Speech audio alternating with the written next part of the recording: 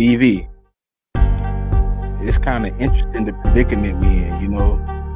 We almost have an opportunity to capitalize on something nobody think we can. It's almost like shock the world again. You know what I mean? I kind of like being the underdog. I don't really like being up anyways, man. When I'm up, I usually get nervous anyway. So keep me down, man. Kick me when I'm down. You gonna get it though. You gonna get it.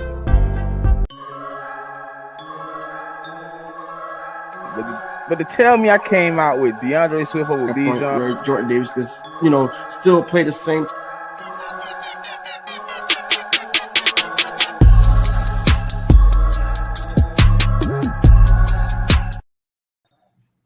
Yo, what's going on, everybody, man? It's Inside the Desk, another episode, a special episode, because it's a call-in with me, your host, King DV, and my co-host. What's going on, bro? man, it's all love, man. You know what it is, man. We back. You know what I'm saying? It's 0-0 right now, man. We working on getting things together. We got an opportunity to capitalize, man. So how you feeling though? I'm good, man. Look, man, I had a lot of time to think about everything in a nutshell. Look at some highlights, look at some play calls, things that I noticed. And I'm back with tunnel vision right now. So I could get into a couple things, man. What's going on, Stu? What's going on, V Bingo Chia? What's going on, y'all? But let's get into it. Man. Last couple of days been crazy.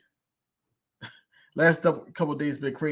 A lot of people have been calling for jobs. A lot of people have been saying that the players ain't, anything. They quitting on the team. How do you feel about this upcoming matchup? Let's go there first. I think we got a game plan from the last time we played them, right? It's easy to capitalize on what we've already done. So I think if we come in and run the ball and we keep it and maintain, high intensity on the field, and so show some type of effort, something we haven't done in a while, I think we got the game plan to beat these guys. We've already beat them before, but you got to show some fight, man. You got to show some effort, and we gonna have to play this game, a little closer to the heart. I see a lot of ADV, you know what I'm saying? I see a lot of hate on Brian Johnson right now. You know what I mean? They killing him all over my timeline. They killing, and I'm like, y'all gonna regret sending this man out to Carolina, because I think he just need to earn Sirianni trust. But I could be wrong. But I think the trust needs to be earned.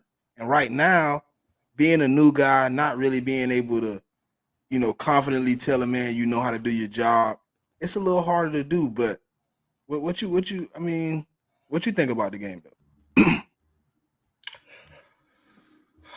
So what I think about this upcoming matchup is this is a winnable game. I think that we could go down there and get back somewhat to Eagles football, because it's still the playoffs. They're going to play a little bit harder as well. It's not going to be like week 3 or whenever we played them. It's not going to be like that. I will say that they're playing a little different. Of course, we're playing a little different. We're not playing the same as we did at the beginning of the season. Baker Mayfield's a little bit banged up. Of course, Jalen Hurts got the little swan spring on the middle finger. That's going to be hard for him to grip the ball, and then also it probably messed with like deep passes. As far as Brian Johnson go, I kind of think that he's the scapegoat. I'm just going to put it out there. Looking at things from not a frustration of Eagles fan perspective, but a perspective of just loving the game of football, you can tell that Nick Sirianni had his whole hand in the downfall of this Eagles offense. Situational play calling, not attacking the middle of the field, not having that many checkdowns, have Jalen Hurts try to play hero ball. You know, he's putting Jalen Hurts in situations where, you know, it's harder for him, you know, utilizing the linebacker. You know, we are low at, you know, going under center, hiking the ball. You know, we're at the lowest. I think we under like 20% or 20 times that we this year that we went under center. You know, everything was just shotgun. It makes it harder for Jalen Hurts, and it makes it harder for running backs to be able to cut. So I say that to say this: it's a reason why Panthers want Brian Johnson. You know, he's a young coach. Their rookie can actually grow with him, and they know what he can do. You know, they followed him. You know, Florida and all that. So this is all on Nick Sirianni judgment. Now, I'm not saying that it's on Nick Sirianni to get fired, because he's going to be on the hot seat next year, especially if it goes down the way everybody think it's going to go down in the playoffs. But I feel like that this team is going to bounce back. I think that, you know, Nick Sirianni has the respect of the locker room. As far as Brian Johnson, I just think he's going to be the scapegoat. You know, if we fail to make it far in the playoffs, he's going to be the scapegoat. What's going on, Michael? What's going on, Miss Ash? Hey man, see, like that's how I felt, bro. Because it's like it's a situation where we all heard the speculation of who was in and who was out, what was going on, and how much control Brian Johnson really had to execute his own offense. And Sirianni that came out and said it multiple times also, like this is his offense. He letting Brian Johnson run it. Like it's at that time where you gotta like look at it in a situation where you can't really judge, you know, and really judge Brian Johnson fully. And that's why I think the Carolina Panthers are interested, because they don't know what his full potential is, but they know they have an opportunity to see. And if you don't work out, then I mean, you move on. But I want to see if in this playoff run we can see something different, man. If we can see something put together that's more well rounded, that's what I'm looking. I'm looking for Nick Sirianni to trust different stuff in the play calling and on offense. Don't sit up there and try to be too arrogant to the point where now our offense is stagnant again. You know, we have all these weapons for a reason. We have all these weapons for a reason. If we're not utilizing a Smitty in the slot, think about it like this. I watched a video earlier today, and Shane Steichen, he runs a similar offense with the Colts, but they motion more. Well, more. I think they over 40% in motion before at the line of scrimmage to try to get the linebackers off key, and then also try to get the corner off you know, his assignment. Basically, I really believe when Shane Steichen was here that it meshed well with Nick Sirianni, because Nick Sirianni runs the similar offense, but the motions were all Shane Steichen. I heard somebody today say it best though, DV, like maybe just personality wise, Shane Steichen and Jonathan Gannon and Nick Sirianni kind of blend together well. You got two of the strong silent type, and then you got the loud one. But you got to understand that they from the same tree. You know, they know each other. So if they know each other, he's going to trust them a little bit more than a Brian Johnson. He's going to trust them a little bit more, which is unfair to Brian Johnson. This is what I heard today, and it kind of made me think. They were like, if you fire another offensive coordinator, right? Mm-hmm. Who's going to be responsible for bringing you in? Because how much connection does Nick Sirianni have? So the next OC won't be his hiring. It'll more likely be from upper management. Yeah, it'll be Howie.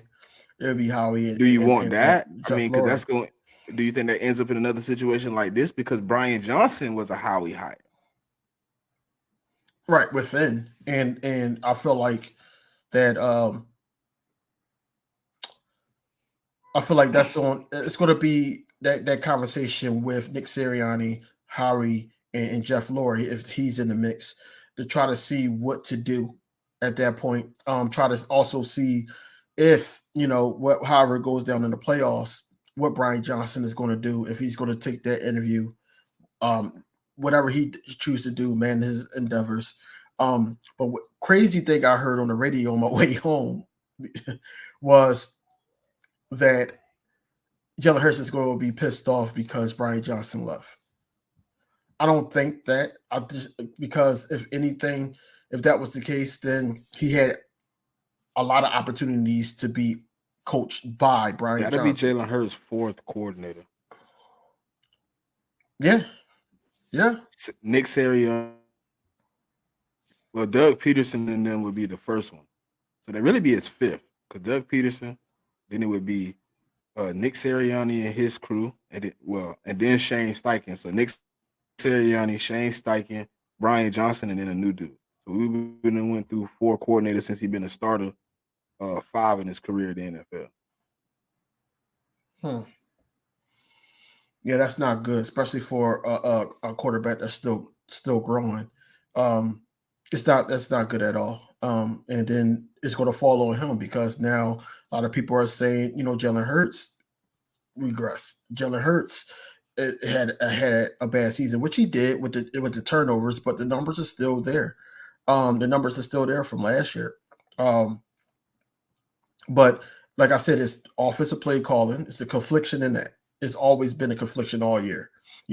We just had the talent to try to mask it, and then also the wins was masking it. And then soon as we start losing, now it's like, oh, who's to blame? I ain't even get on the defensive side of the ball. We're just talking about offense, but the offense needs to shape up. It's guys always open. And you can utilize the blocking scheme from Kenneth Gainwell. That's where I'm at with it because when I watch the videos, he's our best blocking running back. So when that blitz is coming, you can utilize him to just pop out real quick. And Jalen Hurts has to be smart on how he does that.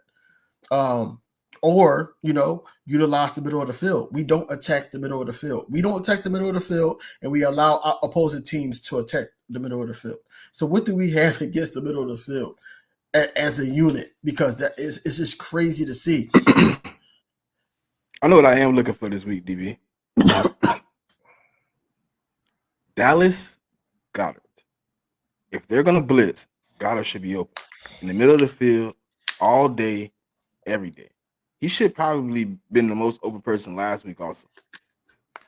I think he should become the check down. When he's the check down, we get big yak yards out of the check down. I mean, Jalen Hurts got to learn to use the check down. You know what I'm saying? It's just not a situation where the check down isn't there, but he has to learn to use it. I believe I want to keep Brian Johnson though, man.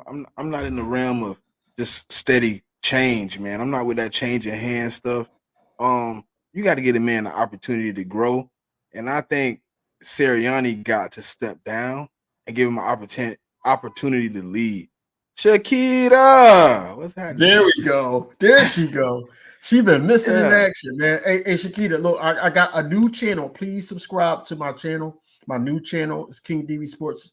I got a new channel, so if you could just do me that favor, because I know you were subscribed to my old one. Mike, I said that we both agree. Brian Johnson never had full control of the offense, never did. And you seen where he called plays because you seen the mixed ups. Man, there was one play where you had the 2 running backs out there. You had the 2 running backs out there, and they handed off to a Swift, and Gainwell was blocking. That gotta be Brian Johnson, because Nick Sirianni would never do anything like that. It's almost like it's so predictable with Nick Sirianni's offense, whereas though it's like, all right, RPO. Jalen, if you keep it, look down the field. If nobody there, run it. I see why Rashad Penny don't play though. Yeah, I did too. You see, you seen that the last game, right? But why not cut him though? He can't block for nothing in the world. Because you can't cut him, because you might need him. If you kept Trey Sermon, then you could cut him. Yeah, I guess so. Yeah, you could cut him, but at the end of the day, like I said, Brian Johnson needs to remain Philadelphia Eagles coordinator. I think it's all on Nick Sirianni at this point. It is, because Nick Sirianni needs to just back off and allow the creativity. Like if he allowed that in the beginning, we wouldn't even be having this conversation. We wouldn't be having this conversation because now you will let Brian Johnson cook something up. Think about it like this. A lot of people were sitting up there talking about Sean Desai suck and everything like that. But we was giving him high praises when he did the adjustments in the second half. We should have left the defense in Sean Desai hands, man. Exactly. We were giving Nick him high Sirianni, praises. if somehow this finds you, go back to him and don't be ashamed. Put Sean Desai back on the field and let him call the plays, because what Matt Patricia is doing right now is terrorism. Terrorism. He don't know what he calling. Now listen, I heard somebody talking about this on Jacob Sports, and he was kind of I was kind of listening to him. He was like, I would give it back to Sean Desai until the end of the season. If you decide to go with Matt Patricia moving forward, then you give him the opportunity in the offseason to install his defense. Right now, he's at a loss and he's freestyling. He's literally just calling basic base defenses and hoping people know what to do. But everybody hasn't called those defenses in a long time. You start forgetting the principles. You start forgetting where you're supposed to be, who you're supposed to guard. Like, it's been, listen, the plays that we are getting killed on are the simplest mistakes, but they're going for 40. Like, I literally seen an out route as simply if Nicholas Morrow go to the flat, it's a 3-yard gain. It went for a touchdown. It went for like a 36-yard touchdown. It was a little drag route where if Zach Cunningham stepped down on the drag route, it's incomplete, but he doesn't know where to go. He does some bull. He get caught in. It's like a 17-yard gain. I seen another one where Hassan Reddick is in coverage. He's literally one-on-one with the man. If he stays in a position, Tyrod Taylor gets sacked. But my edge rusher does what edge rushers do. He's seeing it breaking down. I got an opportunity to go get the quarterback. He takes off. Tyrod Taylor completes an easy pass across the middle. It goes for like 30. We are getting beat with the simplest of things, but it's turning into major things. And we got to clean that up. It's crazy because the Giants ain't really, like, I'm just talking about last game, the Giants ain't really do too much on the ground as I thought they would because the way Arizona attacked us. But it was a play where Tyrod Taylor actually did a play action linebacker shift. As soon as the linebacker shift, you seen Kevin Byard zoom into a blitz mode towards Tyrod Taylor. As soon as he did that, that middle of the field was open.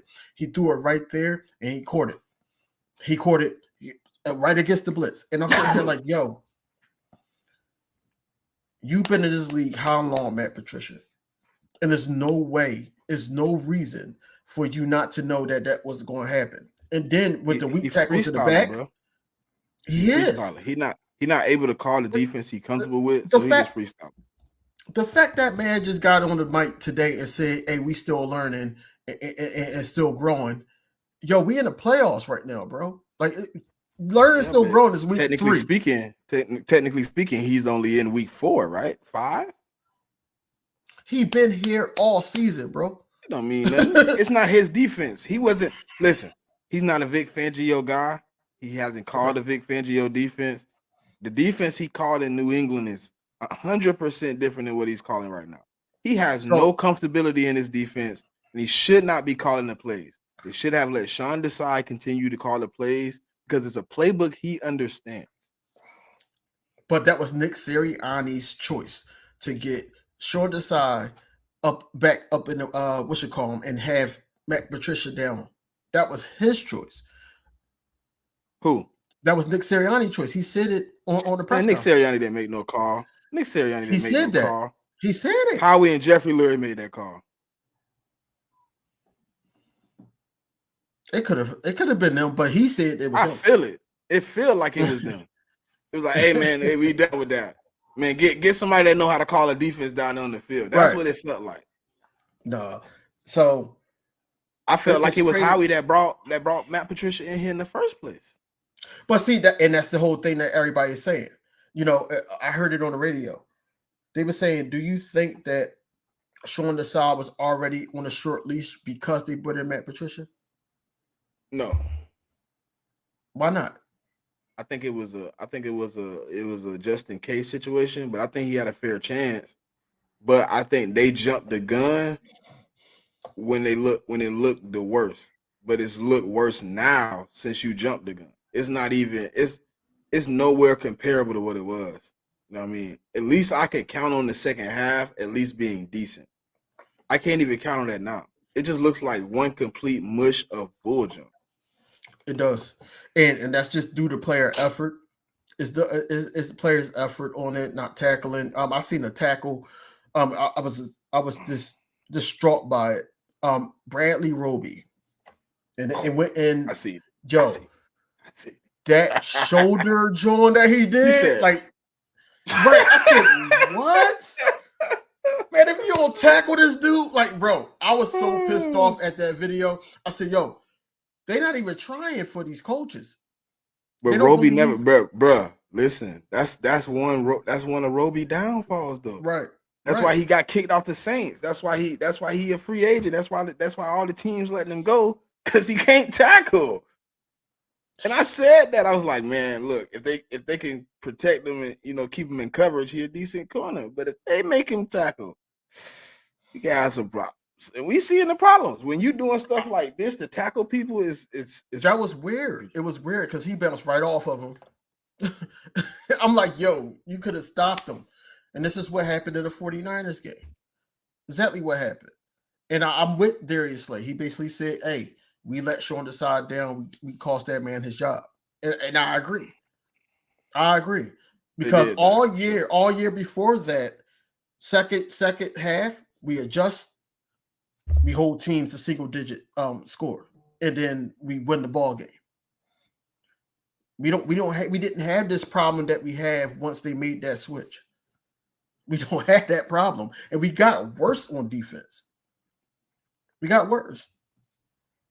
I just don't know. I think that overall, I think this team is due for Miss Nina a game going forward. I think this is the game. I heard Philly 5. Well, hey man, shout out to him, man. He gonna be on here tomorrow with us, man. So we gonna be hanging out. But I was listening to his live stream. Listening to his video. He was just like, imagine we go in here and blow the doors off. Then what's the argument then? Like what's the conversation if we do it? Yeah, you gonna worry why it happened in the playoffs and it didn't happen in the last 5-6 weeks. If you go in there and beat them to sleep, or maybe even 2 wins, you get 2 wins, the whole narrative changed, bro. The narrative does change, but not for Philadelphia Eagles fans and content creators, of course. I'm saying not two. 1 win is questions. 2 wins, the narrative changed. The 2 wins, yes. 2 wins, yes. Because now that's what I said. One win, you kind of like, why y'all took this long to get it right? And then you win a second one, it's like, now listen here. Like, are we back to being legit? Like, we only get, oh, Kyle, what's happening, man? Bucks by 30. All right, Kyle. But yo, salute to everybody that's you know here, that is, man. right? Going on. That's the Jets fan. Yeah. That's the Jets. Yeah, they won pod. Yeah, I know. But yeah, please, Kyle, if you stay, man, I'm finna drop the link, man, here in a few seconds, man. Subscribe to the channel, man. We're about to drop the link. It's about to be a call-in episode too. What's going on, Nita? Diamond Crew, I see you. I'm trying to read his what's it called? I'm trying to read his Yeah, they basically they nowhere near receivers. I don't know what we're gonna do if we got like my scenario, bro. Honestly, in the playoffs, I think that it's going to be an upset wild card weekend. I think it's going to be. I think the Rams are going to beat the Lions. That's possible though. That's not nothing out of the realm of possibility. But you know what I think could be a problem though. Here we go. You about to stir the pot? Nah. Small. I ain't gonna. Okay, maybe. I'm not gonna stir the pot. I'm not gonna do that. You are. I'm not gonna do that. I'm not a troll. I will not troll. But if I heard somebody talk about it, it was like if Detroit and the Cowboys, and then we had to face the 49ers, that Detroit Cowboy game would be crazy. That would be crazy. But my thing is, if the Rams upset, because they're saying it's an upset because the Lions won their division. So now the Rams weren't supposed to make it though. If you look at the that's what I'm saying. That's why they're saying it's an upset. That's why they're saying it's an upset. So now, if the Rams win and we win, we will go and play Dallas. The Rams will go play. I'm cool, bro. Listen, I don't care who we play, how many times we got to play them, where we play them at. If you can get me one win and I get a chance to get a second one, I'm going for it all, man. That's why I say I need Brian Johnson to have a little bit longer of a leash and let him run some of this offense, because I think some of the things he can pull off in these playoffs could really knock a defense off his rocker, bro. You don't see it coming. That's the worst thing when you playing defense, bro. Something you don't see coming.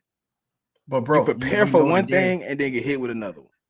You know the game slowed down though, and we need the defense. But that's the thing with hitting somebody when the game moving slow and you comfortable. Then I hit you with something you don't expect. It might hit you way harder than it should have if you was ready for it coming. You know what I mean? Like that Devontae Smith, Kenneth Gainwell pass. If they was in a pressure moment, comfortable, that pass might hit you for. Would have been a touchdown. That would have been a touchdown. Yeah, it can hit you. Like it's stuff like that I just. Because he kind of floated it. He kind of floated it. If he was like standing instead of just running, and he stood there and had time and threw it, that would have been a touchdown. That would have been a touchdown. What happened between the Dolphins and Giants game? What happened Matt Patricia, our defense? Yeah, it's a mixture of Matt Patricia, and then like I said, Nick Sirianni made the call to switch. You know, I don't think he should have. It's just he picked the coordinators supposedly, and then he don't trust them. He didn't trust y'all. I'm finna drop this link, man. If y'all want to call in, man, and you know what I'm saying, come up here and speak your piece. Here's the opportunity, man. I ain't had one in a minute, so we want to see man. Yeah, we gotta chat with everybody, see what's going on. See what's going on. You know, talk to a couple people. See what we doing. They did not post to my page. What just happened there? It says on both StreamYard, both sides. Oh, it didn't show up. That's what it says. So this car, what happened, Kyle? Oh, so you like them by what? 30? Kyle crazy about that. 30. I don't see that. I'm trolling, bro. Y'all ain't losing by 30. That's crazy. We better not lose, man. What the heck? No, we can't lose this game.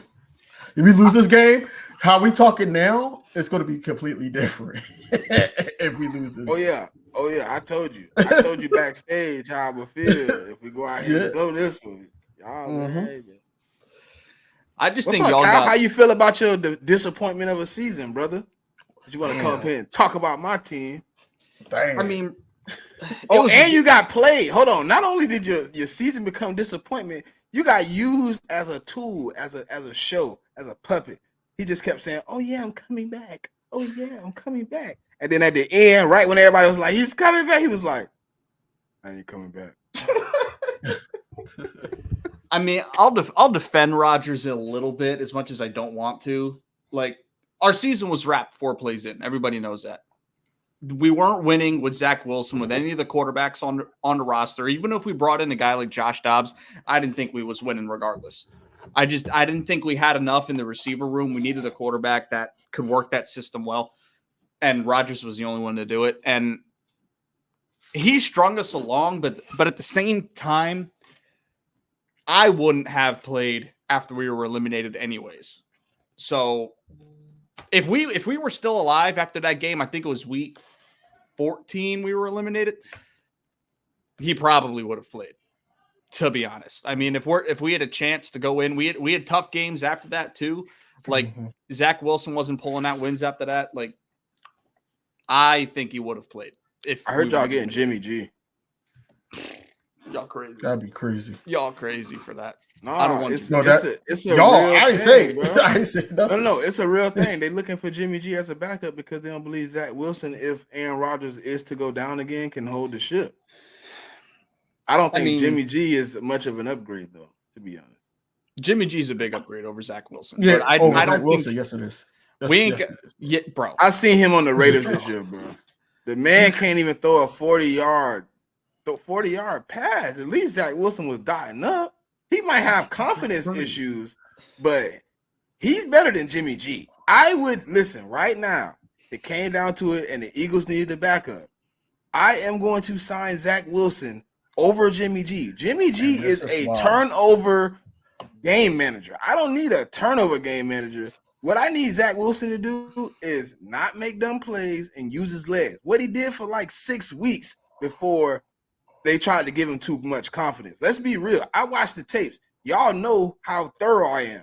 They had one offense. He was playing well. They kept it simple. And then all of a sudden, here they come. Let's give him a little bit more. Now he getting all these deep developing routes. Come on, that's not Zach Wilson game. Keep it simple. Slants, drags, comebacks, little 10-yard outs, 12-yard ends. Let's keep it simple. No. Kyle and his offensive coordinator said, Zach Wilson's playing good. Let's turn it up just a little bit. Now he getting double moves down the field when they know Zach Wilson's arm isn't developed enough to really hit it. Yeah, the man is open, but it has to be a dot, DV. It can't be short. It can't be to the left. It can't be to the. It got to be right here. And that wasn't necessary when he was winning football games. Simple. Jimmy G is destroyed. You put Jimmy G out there and call any offense, you don't know what you're gonna get. I think the reason why that would be a good look for the Jets over Zach Wilson is because Jimmy G played in a 49ers type offense, and I think that's what the Jets need. If Rodgers was to go down, because if Rodgers there, they're going to air it out. They're going to make sure that Aaron Rodgers is Aaron Rodgers. But Jimmy G played in that situation before. He's more reliable than Zach Wilson. You just said that that basically he couldn't throw down the field. He couldn't throw that dot. I mean, funny. He won't Tyrod Taylor as the backup. No. Tyrod Taylor thinking about retirement, bro. Man, come on, man. You seen that man reach in the bag and pull out everything he had against us, and now you want to mess with that. Hamid, please subscribe. Hamid, please subscribe to my channel, number one. Number two, I do want to answer your other question. AJ Brown, he did hurt himself. I don't think he, just going back and looking at it, I think it's an MCL, but it's not as bad as we thought.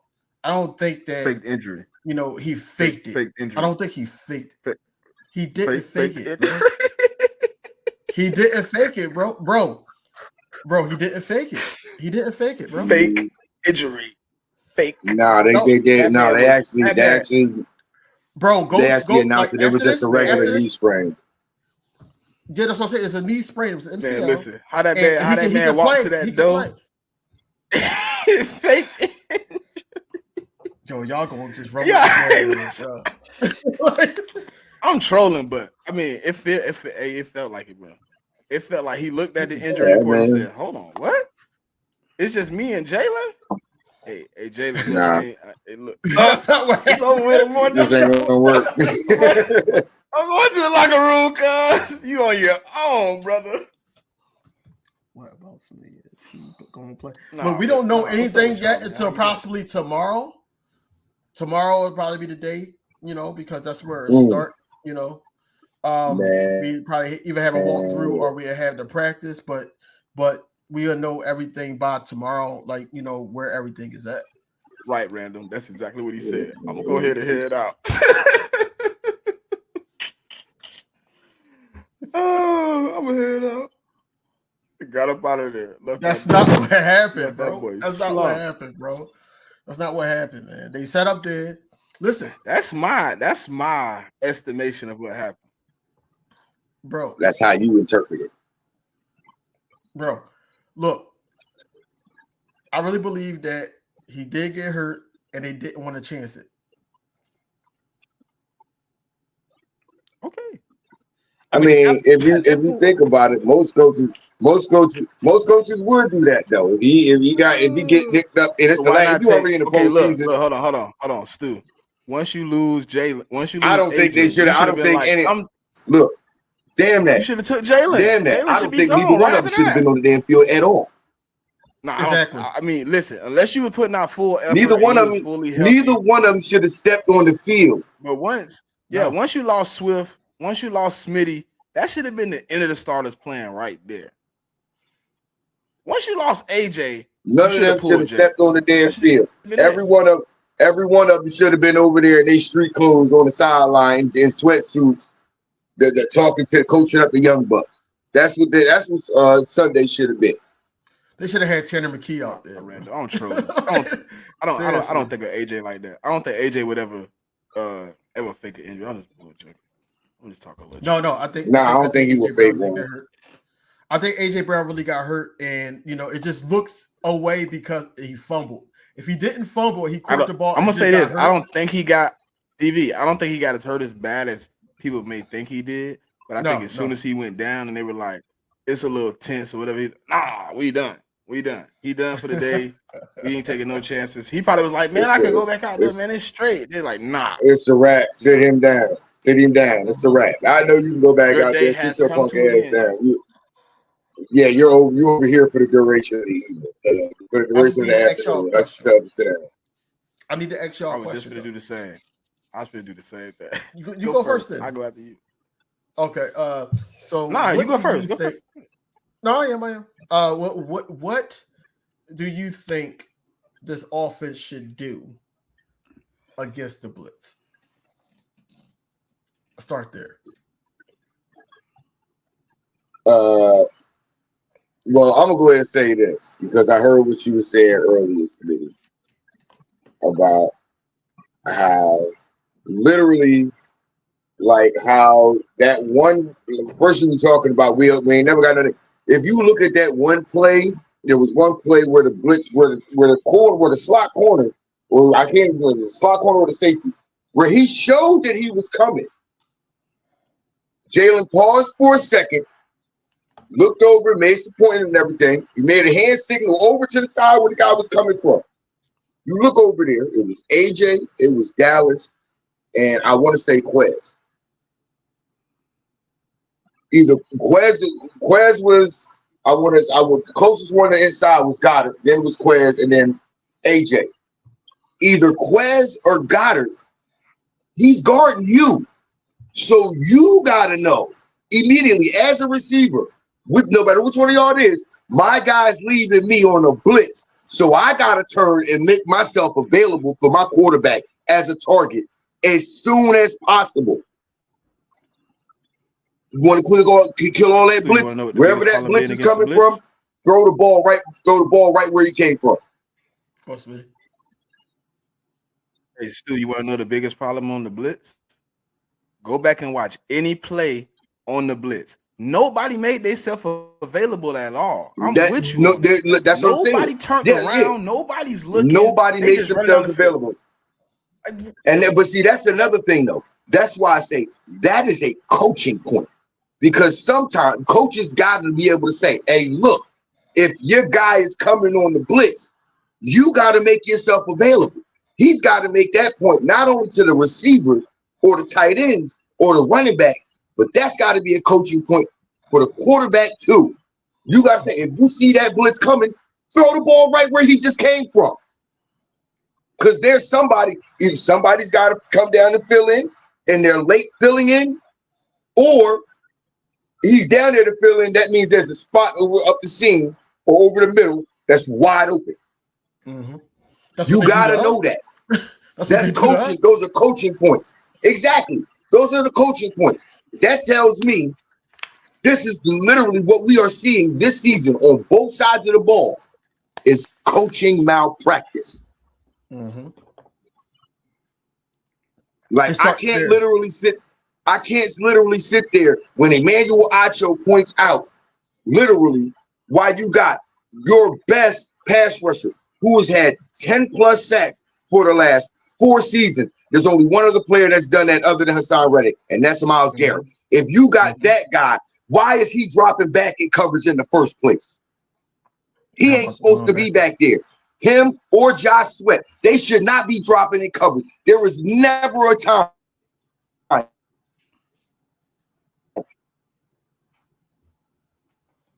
in any film where I should watch an Eagles football where my 2 pass rushers are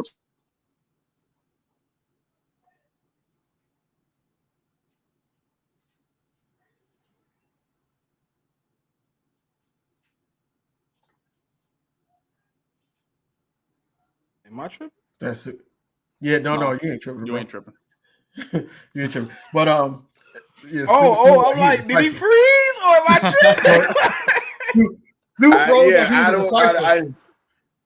I did freeze. I see it. I was like, yo, but no, I'm just saying there's no way that those guys did either one of those pass rushers should be going backwards, man. It's a winter storm out here where I'm at right now. Okay. So the internet might get a little messed up. Yeah. But they should not be going backwards, dog. Howie. Dude, why do you think we got the coaching staff we got? Howie is still so afraid of losing power from when Chip Kelly put him in a broom closet that now all he hires is a bunch of yes men. That's why Doug left, man. Doug ain't get fired. Doug left. I win you the only Super Bowl championship and you're not giving me the power to hire my own coaching staff. You still want to put yes men around so you can tell them whatever to do, and you expect me to actually want to coach under that? Nah, I'm out of here. But Sirianni and them, where was they going to get the opportunity at? So they going to be a bunch of yes men. Whatever Howie say do, I mean, they going to do. Stupid, but Sirianni had a job. I mean, he could have stayed where he was at. True, but who going to turn down the opportunity to step up? Who's no? He wasn't even there. He was with this. He was with coach with Frank Wright before that. Yeah. But who would? He could have. Yeah, who would? Yeah, he could have stayed there. But who would deny himself an opportunity to step up in the ranks, instead of just being an OC and being a head? Why would you not want to be a head coach? Now everybody else is under you. Why would you not want to step up and be in that position? Yeah, even though you know you're probably not qualified for it, why would you not? Not only that, and becoming a head coach for a team that's full of the same players that just came off of a Super Bowl. That's the other thing too. The talent on the roster makes it an easy decision too. Exactly, and plus, not only that, with the talent that's on the roster, you got veteran guys.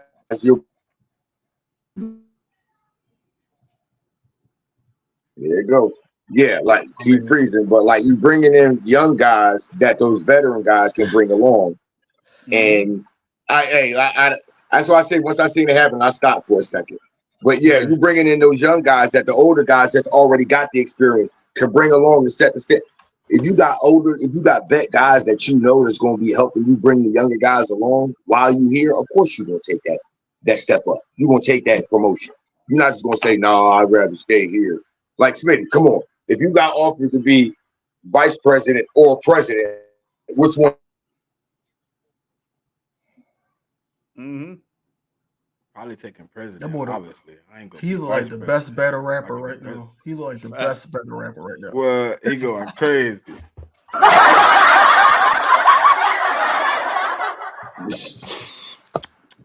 Oh, God. No, goofy as hell. But I feel you though. Like, yeah, I mean, I get it.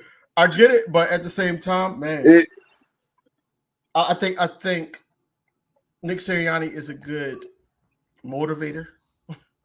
I think he can motivate a team. You know, that's why they give him that type of respect.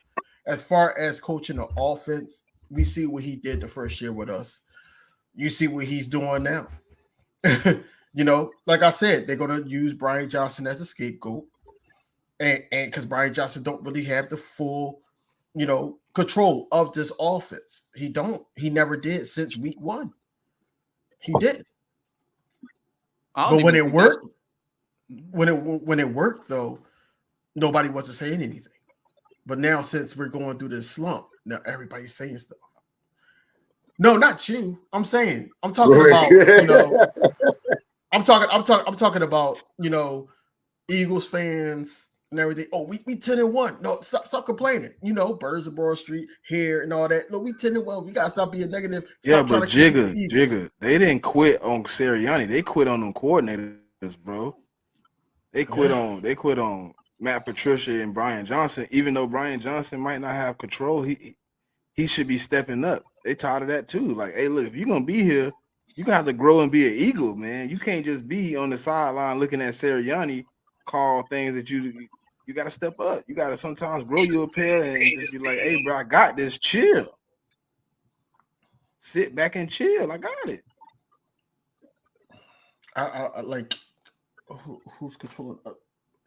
You know who's controlling it? Random. You know, I said Nick Sirianni. I don't know about defense. Not defense. On defense, I swear, I think a second grader is controlling your defense. It goes hand in hand, but I think Sean Desai did a way better job than what we're seeing now, because these dudes don't even have the effort to tackle. These dudes don't even have the effort to, you know, trust the plays to the point where they just so far behind. And then James Bradbury, or Trashberry is what I call him now.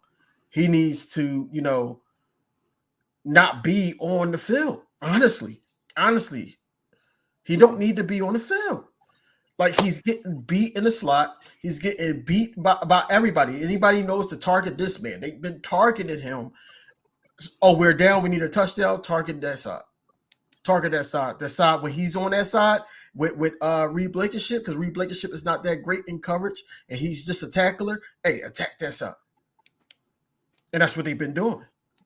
That's another thing. That's why, look, if you really, I said on both sides of the ball is coaching malpractice. Because for one, Reed Blankenship is a middle of the field post safety. He's not a guy that goes. He's not a man-to-man safety. Why they keep bringing him down there to play man-to-man is beyond me. You know what I'm saying? Right. It was a dead giveaway. His first game he played, that playing the position he played, and in that very first play, you picked off Aaron Rodgers.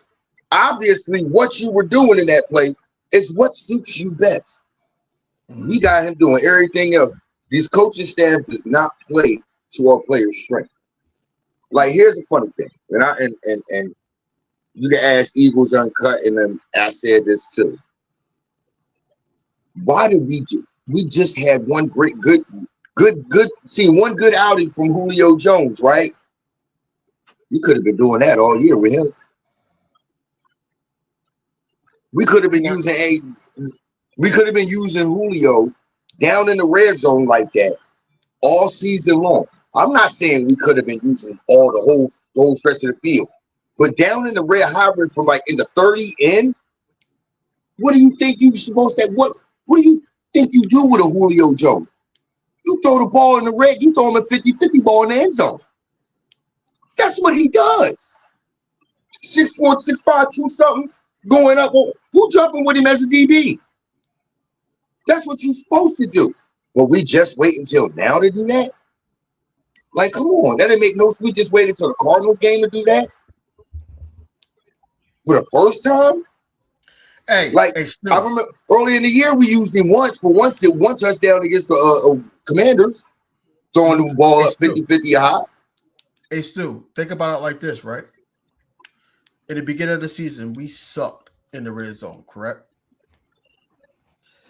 In the beginning of the season, we sucked at red zone. Now, we start rising up. Who do you think was calling those type of plays? Who you think called those two plays for Julio Jones route-wise? Who you think called those? Because we didn't see these type of plays all season until that game. I'm gonna give credit. I'm gonna give credit to that to Brian Johnson. Exactly. I'm gonna have So to give that's that to what I'm Brian saying. Johnson. This is why you see that. This is why you see Julio Jones running routes, looking like he's trying to turn back the hands of time, because they're trusting him. They trusted him to go those routes. Now Nick Sirianni Y'all is on see the this? other hand. Y'all see what they They doing don't with the know. Super Bowl? They don't know. They don't know. No, what they doing? They finna do the Super Bowl in Nickelodeon in cartoon tube form. Oh God! I swear to God, if they do that shit, I Remember they did it don't care early who's in the playing. I season. They will finna do not it watch again. the Super Oh, they Hey, did y'all promoting it hear- Bowl. I right don't know. now. I swear. Stu, they promoting it right Did y'all now. hear- Did y'all hear about y'all guy? Our guy, but normally Smitty and Stu, y'all always talk about him. Y'all heard what they doing to Jordan Davis? Just, bro, they haven't used this D line properly all year. But then they want to start talking to, oh, Jordan Davis is overweight, this, that, and the third. No, you've been playing him so many damn snaps, and you've been using him so many all year the wrong way. How many times have I said we need to be in 5-man fronts with Jordan Davis lined up over the center, especially on 3rd and 6 or longer? You ever notice the on Stu, hold 3rd on. and They've been 6 or doing longer? it. Stu, they've been No. doing it. And guess what they do? They drop the extra D in coverage. Hassan Reddick. Yeah, that's what I'm saying. Why, if you gonna do that, why are you only rushing 4 of them? You supposed to rush all 5. That way he's not getting doubled and tripled.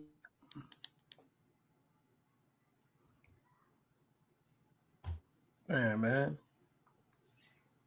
When Stu start going in, that's when the Wi-Fi cut off. I think it is Howie, bro. Yo, I'm telling you. I don't know what it is. I don't know why. But nah, it seemed like all year long, bro. All year long, bro. I've been saying, I'm like, why is you going? Like, matter of fact, number one prime example of it. The Niners game. On our third defensive possession, we had them in a 3rd, and I think it was like 3rd and 12, 3rd and 14, 3rd and 15, something like that. And we took Jordan Davis off. We took the 5th defensive lineman off the field. Why would you not keep that pressure up?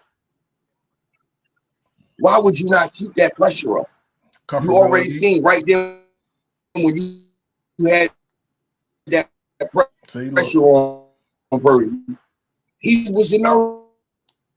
That boy sound like a transformer, man. Decepticon. That boy a Decepticon right now. Right. He's like, he frozen right now. No, but no, I was at that game, man. I was at that game, and from what I've seen, and then also watching it back, it felt like it was more on just tackling, man. They only had 99 yards really passing. The yards after catches what killed us. Not tackling. That's basically what it was. I don't think that, and then it was just basically just no effort. Just no effort, man. And you would think that, we're home. They was talking trash about Bradbury. Everybody was going to try to step up. That's going to bring the defense together. Dog. That's not what happened. It was just missed tackle after missed tackle, yards after catch. Brandon Ayuk, Brock Purdy was finding Deebo Samuel, of course Christian McCaffrey. That's basically what it was. That kind of aggravated me too.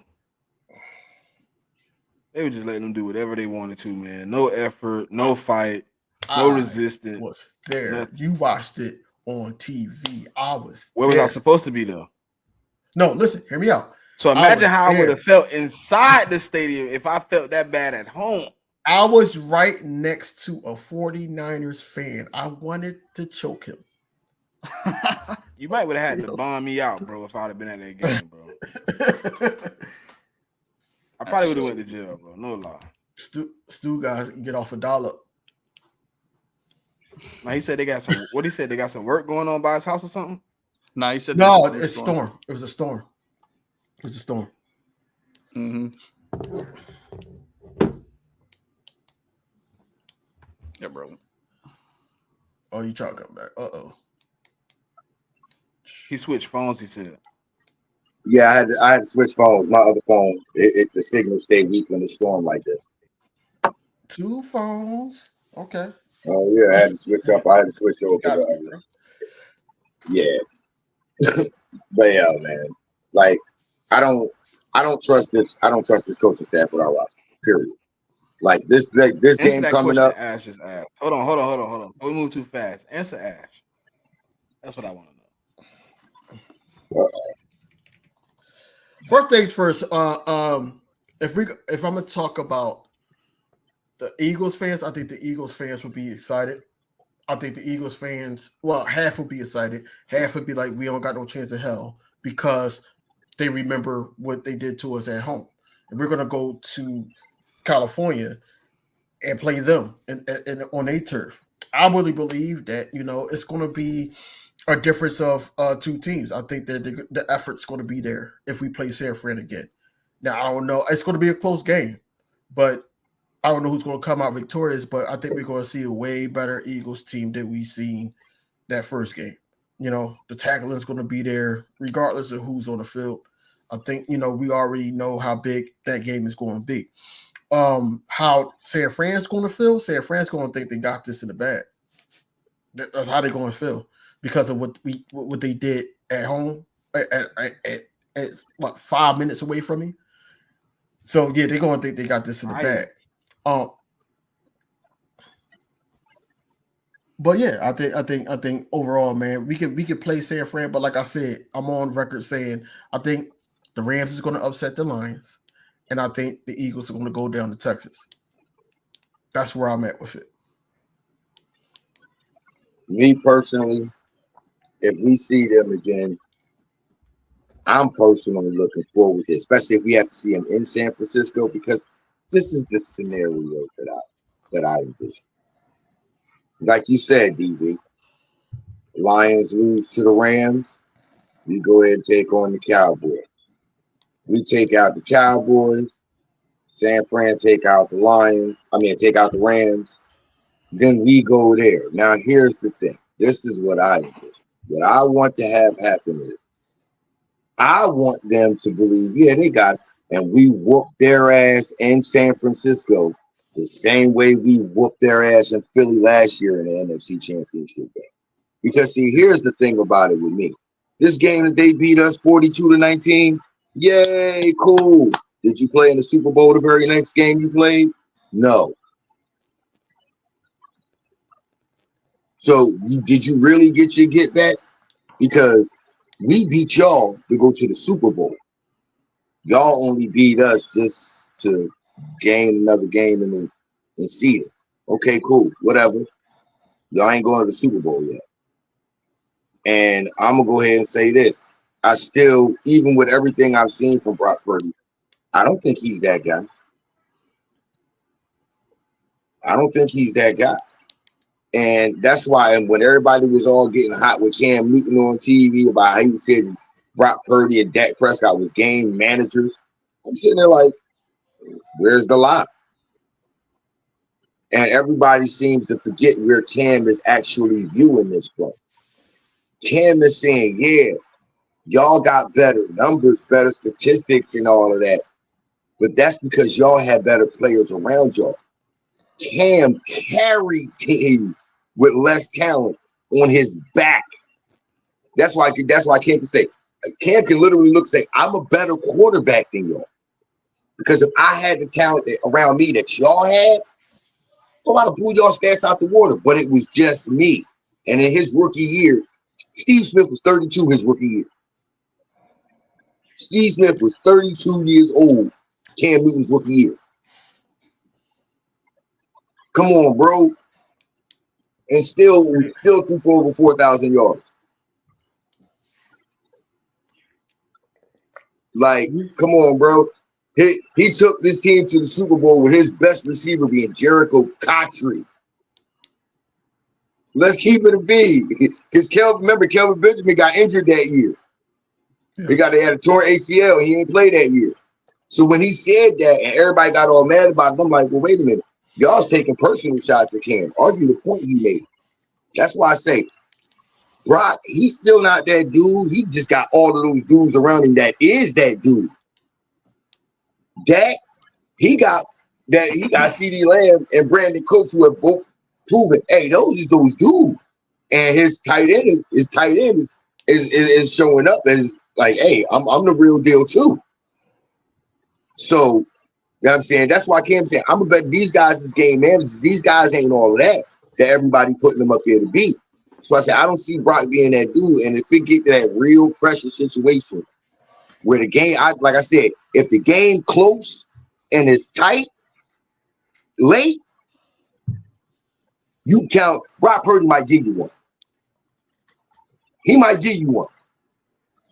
I watched it happen. Not just that game. The Vikings game, the Browns game, and that Bengals game. If it's close and it get late, look, Brock can give you one. Look, I don't know when we're gonna play the 49ers because I'm evil in the mind. So the teams I expect to make it to the next round is a little different than everybody else. But this is the Philadelphia Eagle podcast, so I'm gonna speak on the Philadelphia Eagles. Whenever we play the San Francisco 49ers, if my team got any resemblance of being a man who want to stand on business, they'll come out and play like they play for something, or they'll come out and lay down. And if they lay down again, I mean, I can't keep blaming the coordinators. I'm gonna have to blame Nick Sirianni. So at that point, we got to make some drastic decisions. But I need everybody to stand on 10, man. You got to come in there now. They disrespected you. They talk crazy about you. They feel good about themselves. It kind of ruins your whole season. And I honestly would like it to be the same implications that we supposedly stole the first time. I want to go back in for an NFC Championship matchup, and I want to play them on their field. So you know what I'm saying. I want to get even. If you want get back, if you want revenge or whatever, catch me in the NFC Championship game again. I don't know if I can make it back. I don't know if you'll make it there. But if somehow we end up there, I hope my team stand on business. My coach, my quarterback, my coordinators come prepared to play football. I want to see that the 42-19 game I seen earlier in the season wasn't what my team is. Because if I see something like that again, I got questions and concerns. But like I said, I don't know when we're gonna face them because the teams I expect to win the first round might not be the same teams y'all expect. You know what I mean? Who I you think, expecting? I think he's expecting Green Bay to beat Dallas. I didn't say nothing. Hold on, wait. Hold on. You didn't say it. But Smitty, Smitty, look at me. Look at me. Tell me I'm wrong. I also think Detroit gonna be No, tell me I'm wrong. You think the damn Cowboys is gonna lose to Green Bay. Tell me I'm wrong. Come on, man. I would never. This is a Philadelphia Eagle podcast. I'm not talking about Dallas right now. Come on, man. Y'all can't do this. No, I'm just saying. I was just talking about wild card weekend. Wild card weekend. So yeah, that's a yes. If you're not answering this man question, that's a yes. You think so? Look. You know I'm hold on. You know I'm delayed though. So you know I'm delayed. So like my answer coming late. But I did say I got Detroit beat. Bro, you've been talking for the. Okay, cool. You said ain't no delay. Hold on, no. Me cutting out, freezing up. That's a delay. You ain't delayed, bro. Yo, bull funny, man.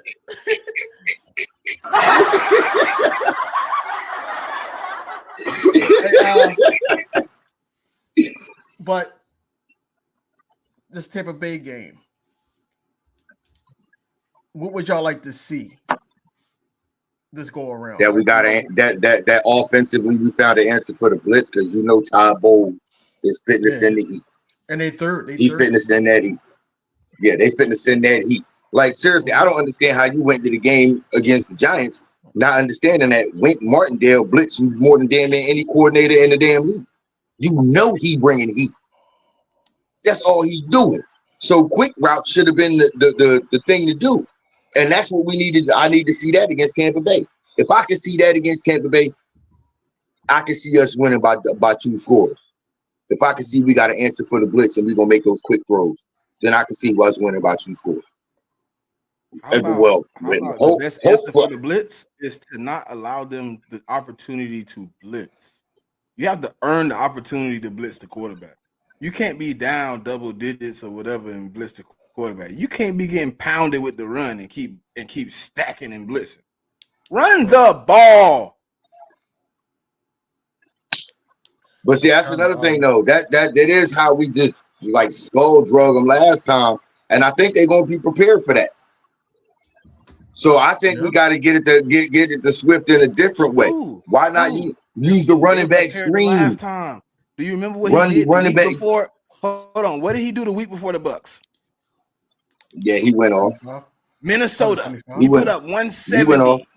Yeah, he went off. So they was prepared for the run, and he still came in and put up 130. Run the ball. I'm just saying, run it. But also, we got to start using that running back screen game, man. Yeah. Like, there's so much offense left on the field. They're like, literally, I guarantee you, if we'd have used the running back screen game all year long, Jalen Hurts would have threw for at least 4,500 yards and like 30 touchdowns. At least. There were so many times where literally they could have ran the screen to either side and just got 15, 20 yards a pop. But you got to execute it. You got to execute it because when they actually tried, it failed horribly. That's because here's the reason why. Look at how they keep doing it. You're going to running him way out there and then try to run him back in. No, start him off behind the damn line of scrimmage like you usually run a damn screen. Like, it don't make no damn sense to try to do all this extracurriculars for running a simple damn running back screen. When running it the normal, regular way, as we've seen, they've done it on us. Teams have done it on us for the last 2 years. It works fine. And think about this. I mean, think about this. You got big Jordan Mailata running out there as the lead block. Him and Jason Kelce running out there as lead blockers in the screen game. You got dudes in the secondary that's like, I got to make a business decision to get the hell out the way. Because I'm not having this 6'8", 380-pound refrigerator run at me and literally I see my soul turn around, jump out my body and run the other way before my body reacts. Like, hey, you're not finna have me. Jets fan, but you ain't got to sit down there and be quiet and scary, man. You can talk. You know that, right? No, I was about to ask him a question about the AFC. Understandably, we didn't call you to be pretty. I mean, we wanted you to talk. That is what I do best. But besides the point, Kyle sitting up there like this the whole time. Not like he like. Hey, from an outside perspective. From an outside from an outside perspective, looking at the Eagles all year, like the reason I don't have faith in y'all at all in these playoffs, you might get bigger. You might. I am taking the Bucs in round 1, but you've been built to milk the clock, and you're not a team that can win a shootout. And I feel like every game you play in the playoffs, you're gonna have to win by putting up 35 and winning 35-32 because you can't stop anybody. I seen Sam Howell throw for almost 400 yards, 4 touchdowns. Dax had a masterclass on y'all all year. It's just consistent yardage. Kyler Murray walked down the field on y'all. I've seen it too many times this year where you just defense could not get a stop, and you haven't been able to win time of possession all year. Occasionally, sure, but the difference of last year compared to now, it's not the same. You've got more talent in the running back room this year than you did last year, and it's just not the same. It's not as good. And yeah, you can put that on offensive, play calling or however you want. We're not running the ball. Simple as that. You can't milk the clock. You can't keep anybody off the field. Listen, Kyle. DeAndre Swift had a career year, and we didn't run the ball. So imagine what he would have had if we actually ran the ball. Probably would have been outrageous. Probably 15, 16. We would have been a number one rush. We'd have been a number one rushing team in the NFL if we'd actually gave him the ball. Not a Here's doubt. what's funny. No doubt. Y'all know why we ain't running the ball. Come on now, Smitty. You know why we ain't running the ball. Why? Because that ain't what Howie and Jeffrey want to see. They want that air raid, throw the ball all over the yard offense. Nah, if that was They the want case, our they would yard, let they Penny. want our Hey, look. look, They Stu, if that want was the case, our offense they wouldn't to have look like signed Kansas Swift. City's. They want our offense to look like Kansas City's. That's what they want. Copycat league. Passing game. That's what Andy. That's what Howie and Jeffrey want. But look what Kansas City just did. They just changed to a power run scheme. They running Isaiah Pacheco like he a top 3 running back. Yeah, because they don't have that threat no more at wide receiver now. No. But my point. The passing game don't sell as much tickets as the run game. That's Kyle, did you see my point? Just get put on. Listen, we are not performing well in the passing game. Run the ball. Yeah, I know that.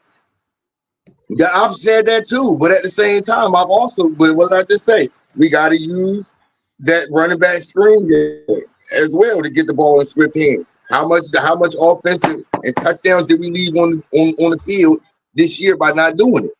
Running the football, using the damn running back screen game. And hell, how about another thing I need to see? Another thing I need to see. Can we please not forget that Dallas Goedert actually fucking exists on the field? But it's on because boy, I swear, dude.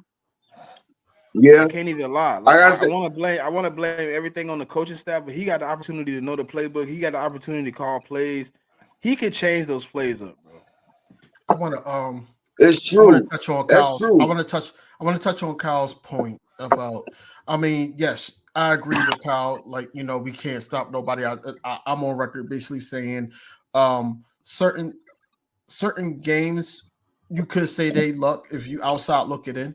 Like the Chiefs game, you got the Bills game. If they don't have that misconnection in OT, then we're looking at a different outcome. That's just 2 games off the top of my head. Now, it's a confliction with the defensive scheme, and I feel like that we should have just stuck it out with Sean Desai. Those games, like you could talk about how bad the defense is now because we're allowing these C-list, D-list quarterbacks go off on us. Yep. But let's remind everybody where Sean Desai was in, the adjustments that he made at halftime against the Rams, against like playoff teams, the Dolphins. You know, even the Bills, even the Bills to try to get certain stops. Yes, they were in the game. Even that first game against Dallas too. That first game against Dallas in Philly. That he made some good adjustments in the second half. Why not keep that ball going? So Nick Sirianni made that decision, and the team was not feeling it. The team was not feeling that decision at all. Yes, we had Sirianni, man. I don't know how it's not. I don't know how you ain't hear Smitty earlier when he said that Sirianni didn't make that decision, man. How we in there made that decision to switch defensive coordinator? I'm going off of what he did in the presser. Now I don't know. Of course he's gonna say that. Exactly. But my point is this. You're gonna have these type of games where these defensive players are not ready. They're not prepared, basically, to anything, and then they're not interested. You know, the way they tackled these last 6 weeks is god awful. You know, and hold on, am I correct in here? Hold on, am I correct that one of y'all? I don't know if it was you this reported this video, or if it was Philly Mike or somebody, but Matt Patricia was calling plays on 3rd down before he got the play calling job. That's what I heard. So if that's the case, that means they've been trying to sabotage Sean Desai before they even gave the job to Patricia. Hold on. Hey, what was our 3rd down rank before Matt Patricia took over? Wasn't we like 30th in the league? We ain't doing much better now. No, we were 30th in the league. 30 years. And he was the one calling the third down defenses. Seconds now. And he was the one calling the third down defenses that made us 30. You're doing bad. I mean, y'all ain't even getting a third down no more because it's a first down every 2 plays. How you get promoted to do something when the job that you're doing is shit? Like, that don't make no sense to me. That's hustling backwards. And I don't know where I want to know where they do that at. First of all, where the hell they Smitty? Where they do that at? Where they hustle backwards at? Queenberg game, what's up? Hey Kyle. So you think Baker Mayfield is going to beat the Eagles? Yes, I do. Wow, I do. You are a Jets fan. You hurt my feelings.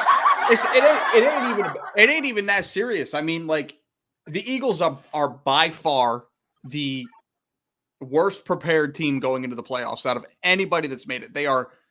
Everybody else, it seems like, has all the momentum going their way. I mean, the Eagles are coming off of what, 5 out of 6 loss? 5 out of 6. I mean, you cannot tell me that they are rolling into the playoffs. And he's playing with house money right now, and that's the most scary team to play against. A team that what just happened? Thinks they're. What was the last game Baker played before he won the? He got a rib injury right now. Not the last week of the week. The week before that. And hold on, wait. The week he just won, didn't they go 9-0? Didn't he not score a touchdown? They won. Couldn't he not get in the end zone? Come on, bro. Don't come up here and sell Baker to me. Don't come up here and sell me Baker, man. Come on, man. 9-0, bro. Against the worst team in the NFL. I don't want to hear that. Baker ain't going into that thing running. He crawling. He hoping to get a win, just like the Eagles. Let's keep it a stat. Baker right now. All these teams Baker right now to the playoffs. Baker in just as bad as the situation as he was in when he was in Cleveland, going playing injured. He injured. He hurt too. Baker ain't all that. True. Baker not doing it this year. He's not running into the playoffs. There's nothing about the Bucks that got me scared. That's nothing, and that's fair. That's fair. Now, if you want to say a team was rolling, you could have gave me the Ravens. You could have gave me the 49ers. You maybe even could have gave me the Cowboys. But even Detroit just lost a week ago. And that's fair. And that's completely fair. And I want to say they lost like 2 out of the last 4. Hell, you can even sell me the Rams. Like, everybody you can even sell me the Rams. I mean, that's you can sell me the Rams, but you can't sell me Tampa Bay and Baker Mayfield. You can't do that. They lost the week. And that's fair. But I mean, even if obviously on the field matters, he's winning in spite of they winning in spite of him. If you're looking at even if we're looking off the field too, the morale that the Bucks have right now transcends anything that they did on the field this last week before that. It don't even matter. The Eagles are one of the most disappointed teams in football right now, and they're in the playoffs, and they started the season 10-1. Baker and the Bucks did not expect to get to this point. So they playing with house money. They're in a position they never thought they would be in. They excited, and the Eagles, all we're hearing is, every press conference, everybody upset, everybody saying, well, we got to do this. I'm tired of seeing all the Eagles players and coaches in the press conference saying, we got to do this. The only person that's been upset, that you've seen been upset, really, is people saying A.J. Brown. True. So where's everybody's upset? All of it, we all have been saying there are things we got to work on and we got to get better at these things and we got to fix things. But the only person that had been reported that everybody kept saying was upset was AJ. So what is everybody upset? Where's that coming from? Everybody. Y'all been saying you got to fix stuff for 7 weeks, and I haven't seen a drop of any of that. See what Kyle is saying is about the upset. Is what I'm asking for though. I want somebody to be upset. I want some type of emotion at the stand. Instead of just being up there dry face and just being like, we need to fix things and things are going to get better and we're going to go ahead and try to fix it. And then I see the same bullshit the next week. No, I want to see you get up there and be like, hey, I'm tired of this. We need to get it together. We need to fight. Yeah, they need to pull a Logan Thomas. They need to pull a Logan Thomas and win something. They need to pull a Logan Thomas at the press conference. Same shit. I'm sick of this shit. At this point, I'm questioning the leadership of my leader, bro.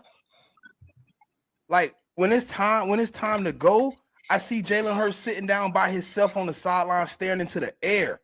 When it's time to speak, it sounds dry and robotic. I need you. He always been like that, though. Somehow engage, not to and this get people extent, locked back in, but I need you to do more. You like, bro, it's a bad play, and yes, y'all say he don't get too high or too low, but I see you go sit by yourself and you just staring into the. He's been doing that for forever. Now we're asking him to be somebody he's not.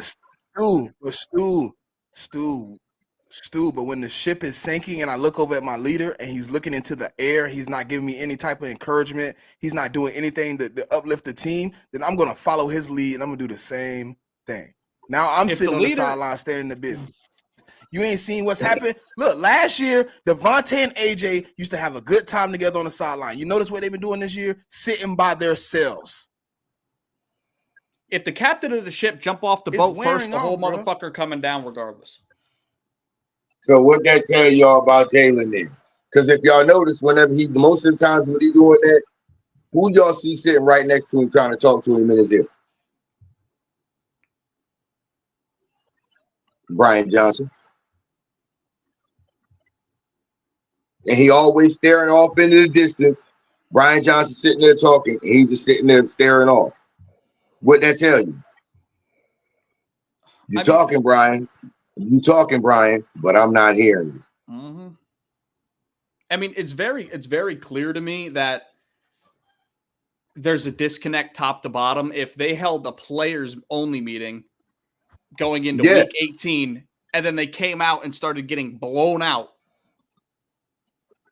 against a far inferior divisional team.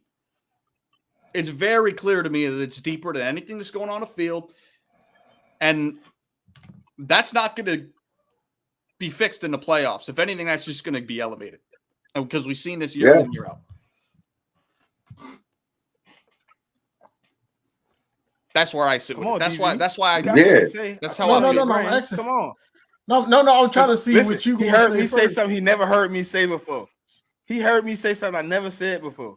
I am questioning Jalen Hurts' leadership right now.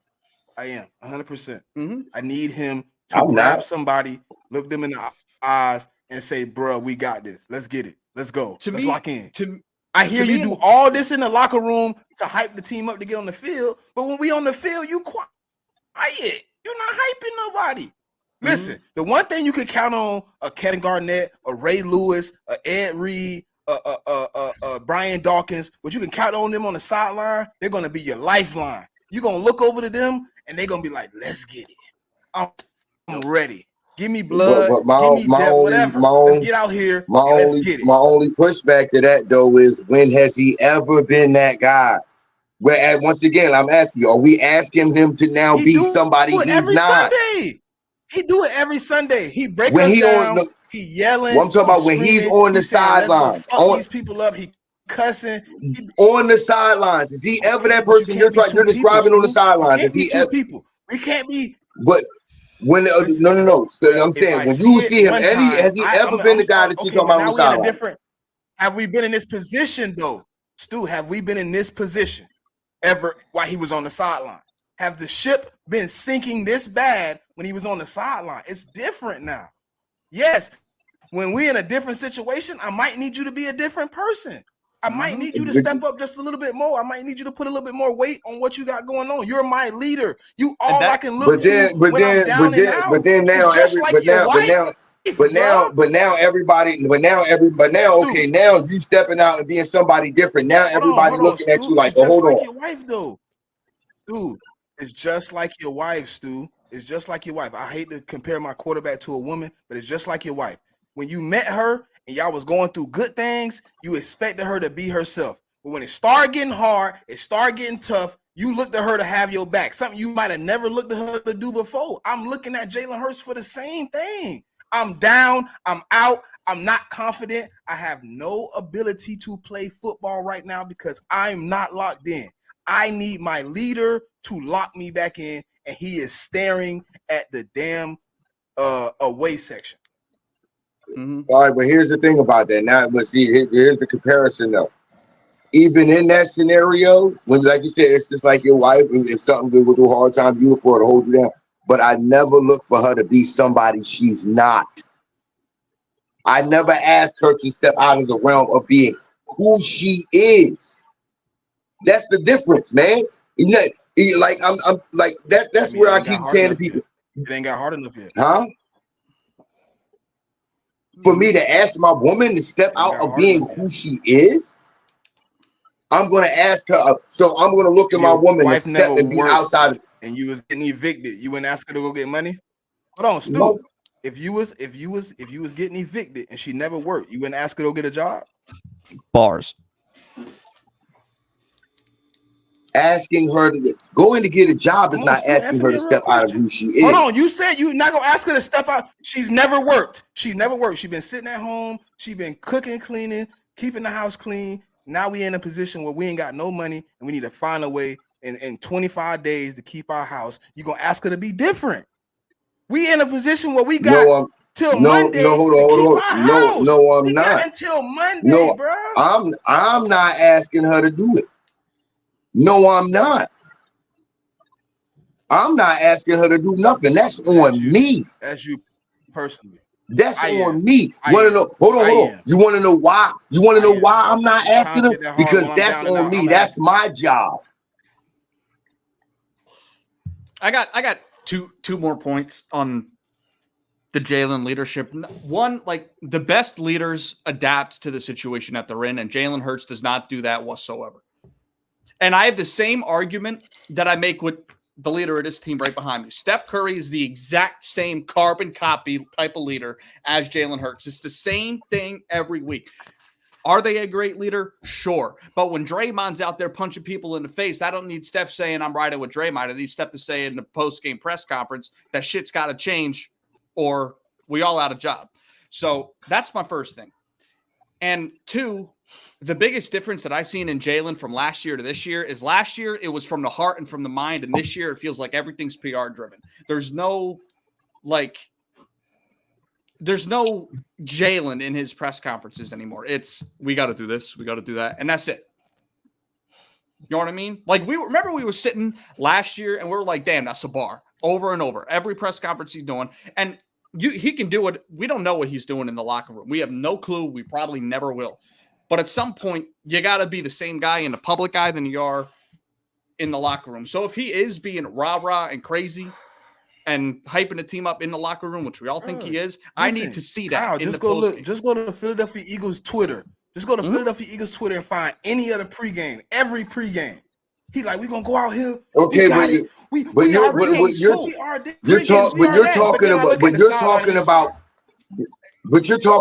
that's what he does during the pregame. Not once have you ever seen him on the sidelines being that person.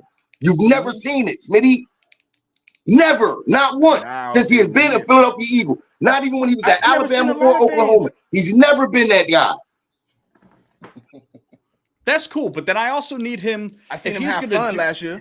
I seen him be a leader last year. He had fun, but he was never that rah-rah guy on the sideline. He was never that rah-rah guy on the sideline. You don't have to be yelling and screaming. You can easily walk up to your people and just have a conversation. You're not even having a conversation. You're not even uplifting. You ain't got to be like, let's go. You can just be like, hey man, we got it, bro. We got it. Let's go. We got it. But we don't see him every minute that he's on the sideline. We ain't got to yell and scream. But we only see him at certain points on the sideline. We don't see it every moment. We don't see every moment of every somebody comes up and talks to him. They showing it, bro. Okay, so when we're sitting there and they're showing a play on TV, we're watching. All right, so when a play's happening on TV, when a play is happening, we're watching the game, and a play is happening. You tell me we watching the play and we sitting there, we seeing what's happening on the sideline at the same time too? No. So we don't know what's happening in those moments. They circle back to the sideline, and Jalen in the same spot, in the same position. They don't always circle right back to him. By itself, still just standing to the air. Can I say they mostly do because that's what they've been talking about the last 4 or 5 weeks is his leadership and why is he not uplifting the people on the sideline? Why is he sitting by himself? Okay, and they're all talking about it, and they're all asking him to be somebody he's not, and now all of a sudden we supposed to do the same thing? Hell no, I ain't asking him to be somebody he's not. I'm asking to be the same person. Go ahead, DV. Let me say something real quick, right? I'm gonna go the route that Kyle did, right? You The got two same different person got types us of 5 leaders. out of 6. Yeah. Listen. You got two types of leaders. You got this man over here, and Kobe Bryant, and you have a leader like LeBron James. Now, look, Kobe Bryant is a lead by example type guy. Last year, Jalen Hurts led by example. Yes, he did have the little pregame speeches and everything like that, but his game and his effort, what made the team want to play for him. That's basically how we got through the season and straight to the playoffs and to the championship. That's basically what's happening now. What changed? What changed? The confliction of the play calling changed. The frustration of Jalen Hurts is hindering him to be not being Jalen Hurts, basically. That's basically what's going on. On top of that, I'm on record saying that I feel like that he's trying to cater too much to Sirianni / Brian Johnson, and then also, trying to cater to guys that he needs to get the ball to. Not just saying AJ, but guys he needs to get the ball to. And it's a confliction there. Jalen Hurts had the whole field last year. He was able to be Jalen Hurts. We're not allowing him to be Jalen Hurts. We're sitting up there saying, okay, let's do, get enough yards to do the tush push. Jalen Hurts, quarterback draw and everything. No, you're supposed to make the game easy on him. Like I said earlier, we basically had, we're what? We only did 20 or under 20 under center formation, period. Everything else is shotgun, which makes it hard on Jalen Hurts, and it makes it hard on the running back to do cuts. This is why we don't have that many explosive running plays. That's what I'm saying, that it makes the game harder on Jalen Hurts. Basically, this is why you see a huge difference in Jalen Hurts this year than last year. He's a lead by example type guy, just like Kyle said. Steph Curry is a lead by example type guy. He's not one of those rah-rah guys that's going to sit up there and be like, yo, this, that, and third. He's not that. But DV, when it counted the most, I watched Steph Curry step out his box and tell them boys he was going to get a chip. I see him grab his teammates and say, bruh, it's time. Right now is the only time we're going to have to get this ring. Come on. I know I don't do much talking, but get behind me right now and follow me. Come on, let's do it. You are reading out the Bible. Jalen Hurts do that. That's all I'm asking. I understand it. I understand that. But if you watch the Super Bowl, he had a moment like that.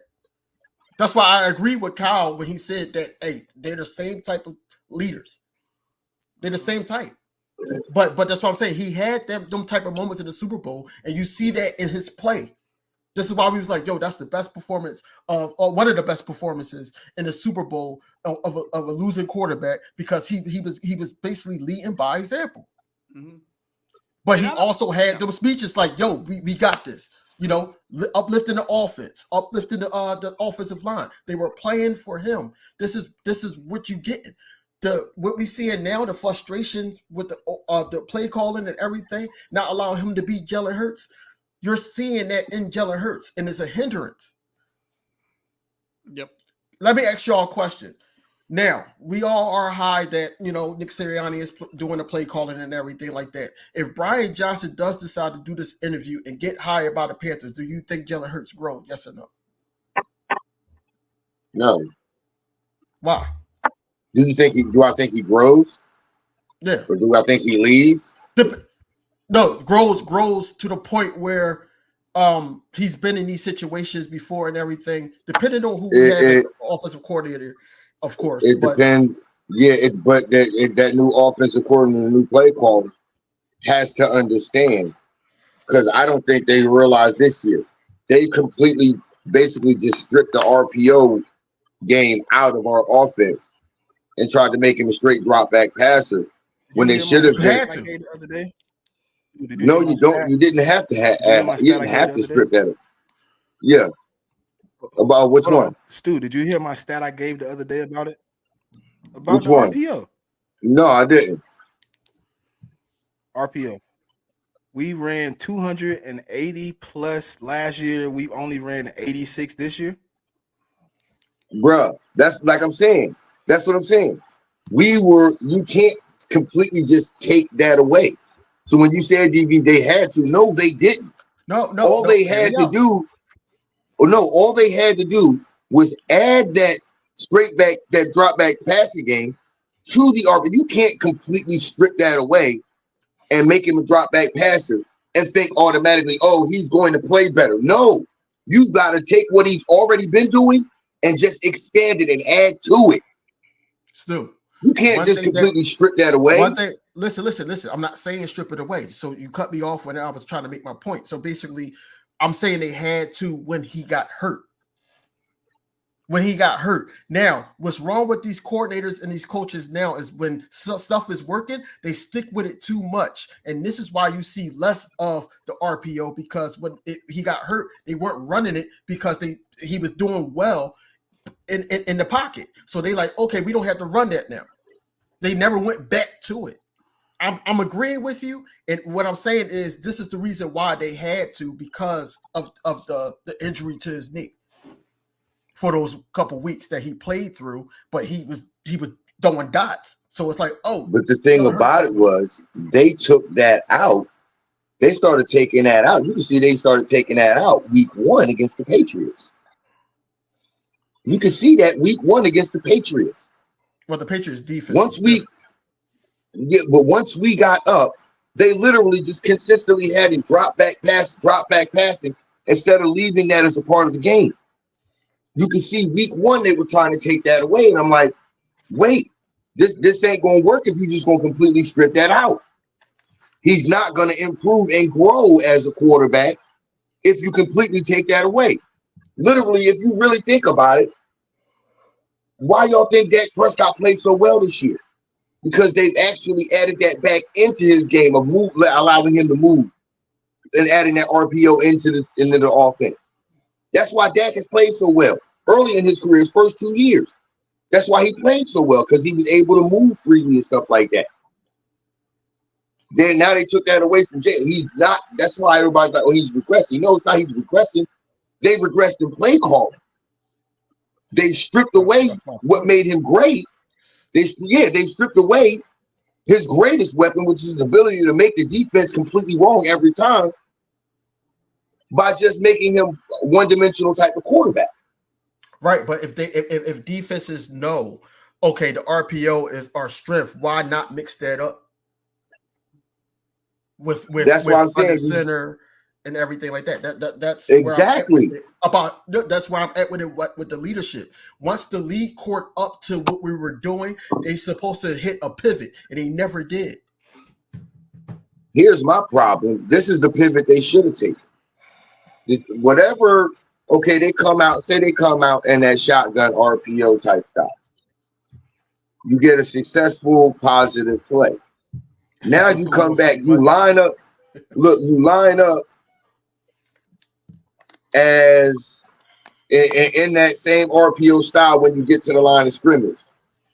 But then all of a sudden you switch to, okay, now he's up under center with the running back directly behind the quarterback, 3 yards back. And now you got him up under center, but you're in the same personnel. You're using the same personnel, just in a different formation. Now the defense has no clue that's what they should have did. Being able to take the same personnel and run plays under center, whether it be play action, regular handoff runs, or something like that, or screen passes or whatever, to be able to keep people guessing. I'm all in, Mike. That's what I'm saying, Mike. We all in. I think Mike, we're going to hit the wild card. I'm all in. Hold on, let me put my face on the screen. Hold on, let me so Mike can see how I'm serious. Mike, when have I ever not been all in? When has Stu never been all in, bro? Come on, Mike. Come on, Philly Mike. You know we all in. I'm just saying. I just know there's some things that should have been done and ways that this offense should have been way better than it was this year. Of course, we all do that, but at the same time, look, we can't change we can't change what happened, man. We can only talk about this game, this upcoming matchup, and I think that the middle of the field is our best opportunity, especially against the Tampa Bay Buccaneers, who is third in blitzing. Todd Bowles, not Todd Bowles. What's his name? The coach. The,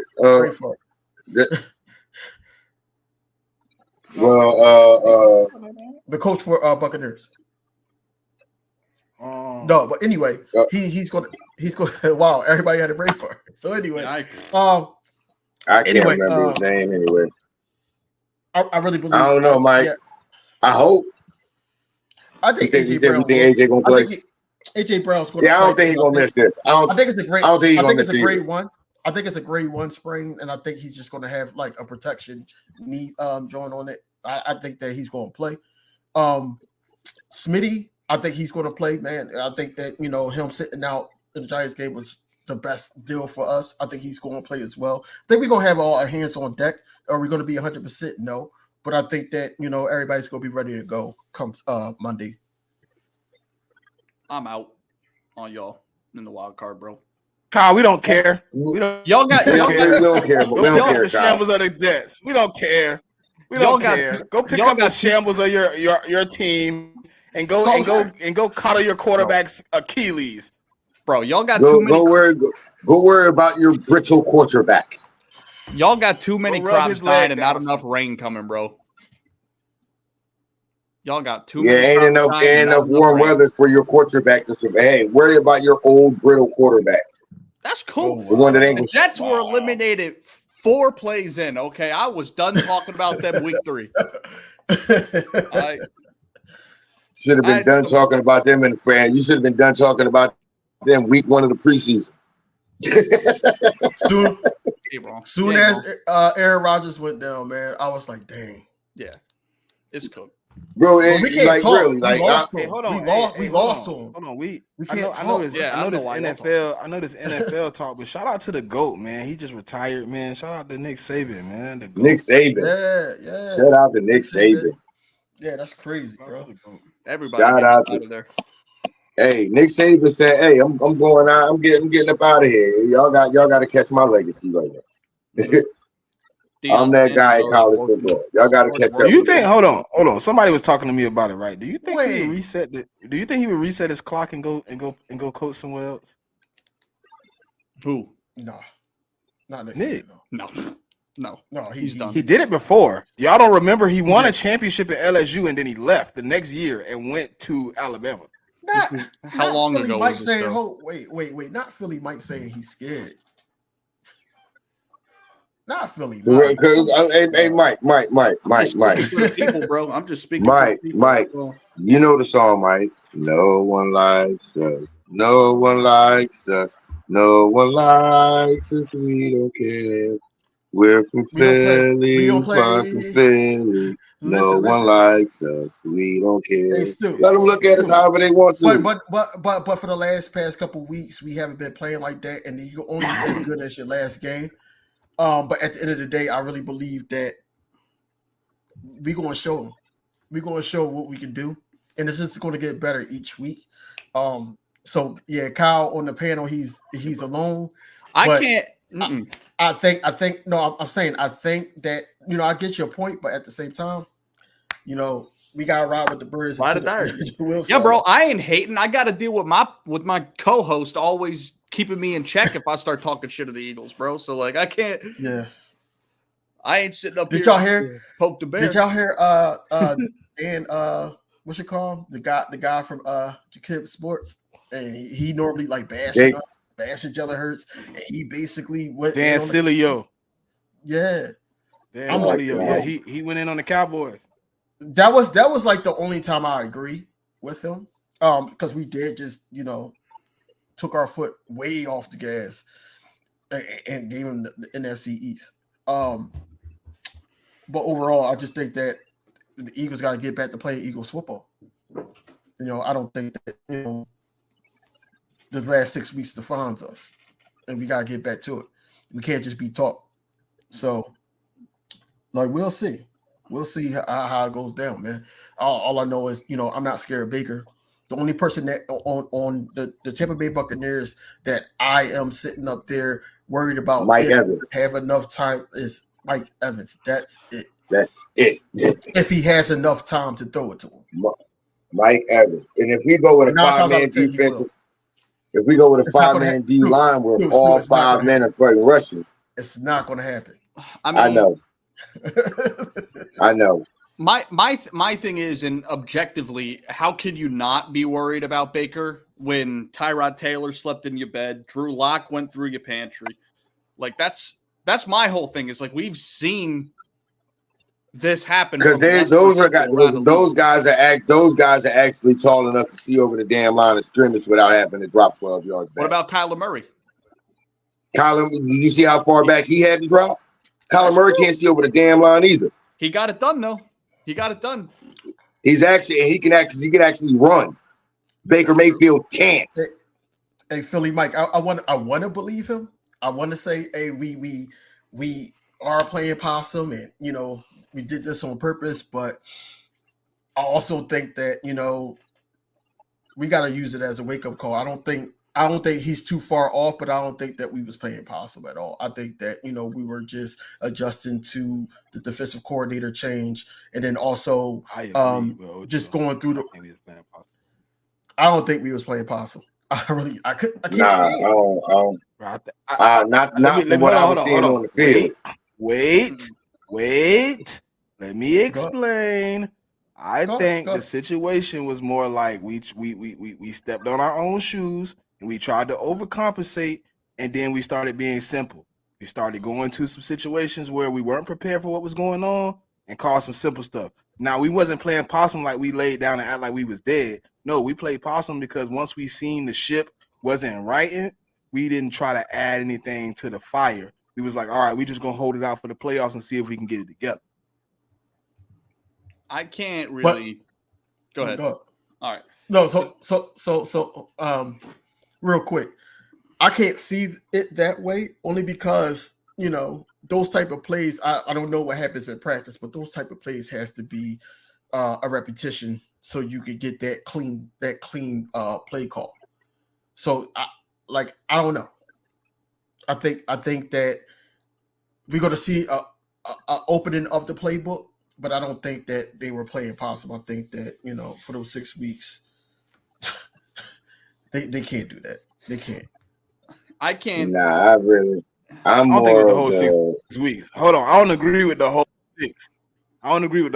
I think the Seattle, the last 3, I think we definitely did some bull junk where we stepped on our own toe.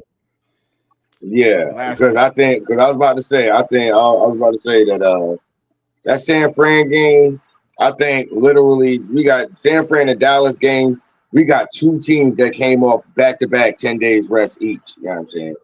So we was just, and especially with that game where we came off, we're going into San Francisco. We just came off an overtime game with Buffalo. You know what I'm saying? So then we got San Fran off for 10 days rest, then Dallas off for 10 days rest. And I was like, damn. After that Seattle game, I was like, damn, how the hell we lose that? Then I seen, okay, yeah, that was just they knew to target Bradbury on that last drive, and they got it. All right, cool. Those last 3 games, I can say that who cares? Forget it. We in the playoffs already. Who cares about, you know what I'm saying, whether we got the home field or we going eventually, even if we didn't get the 1 seed, we still eventually have to go on the road anyway. So whatever. But you know what I'm saying? From what I was seeing on the field, I can't say we was playing possum. No, I can't agree with that 100%. I can't listen to anything Ocho says because bro just tries to hold everybody's nuts no matter what team he's talking about.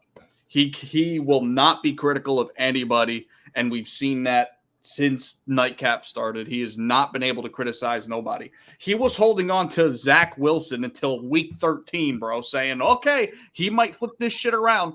We all know Zach Wilson is hot garbage. And it's been like that all year. He just hasn't been able to criticize anybody, and he won't. So I can't take anything he says serious at all whatsoever. Ready Red, Big Simple. What's up, y'all? Ready Red saying y'all still fly. Yeah, This yeah, boy Ready crazy, Red. bro. You don't see my wings on my back, gang? Ready Hey, Red, crazy, bruh. man. Hey, Please that's subscribe my to the guy new right there. channel. Everybody, stop what y'all doing. You know, thank you for coming out, but to subscribe to the new channel, Big Simple, all you guys. You know, it's a new channel, King DB Simple. Sports. Big Simple, Yeah, man. Ready. Y'all ain't do y'all job.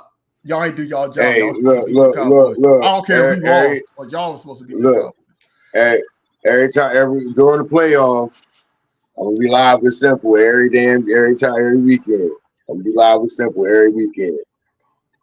So Monday night, I'm gonna be live with Simple. Yeah, Simple gonna be live sitting there cutting up. Who this is? Illest Eagle. All right. We got some extra head in here, man. What's good, bro? What's good with y'all, man? Long time to hear from. Yeah. Ain't seen you since we was on the Jan app, bro. Yeah, I had to come tap in. I had the hottest of the hot takes. What's Yeah, good? man, What's good with you, man? Yes, sir. Yes, sir. So, what's good? How you feeling going into this wild card game, bro? Man, to be honest with y'all, I'm not the most confident. Hey, tell us how you feel, bro. Yeah, Hey, hold on. Before Illis go, hold on. Shout out to Philly Mike, man. Hey, he asked Darius Slay to pop on. I just retweeted it, but I ain't even realized that Slay put a fist symbol on it and retweeted it. He'll come on the show, man. Shout out to my boy Philly Mike, man. Making big moves. Yeah. Shout out. Those muscle symbols, muscle emojis. Go ahead though, Illis. Hey. But yeah, man. As I was saying, can y'all hear me? Yeah, we got you. Yeah. Man, when it comes to this wild card game, I'm to be honest with you, I'm not that confident. I'm not that confident. I feel like it can go either way. It's going to be a low scoring game, but man, it was 6 weeks in a row thinking they're going to change, and they haven't. So what's going to change this week? I'm not sure, man. I'm like Kyle, man. I've been trying to tell. I don't know. I've been beaten to submission. I live out here in the Bay Area, so I'm in Niner territory, and these fools has been giving it to me nonstop, man. And I'm tired, bro. I don't even know if I got any much fight.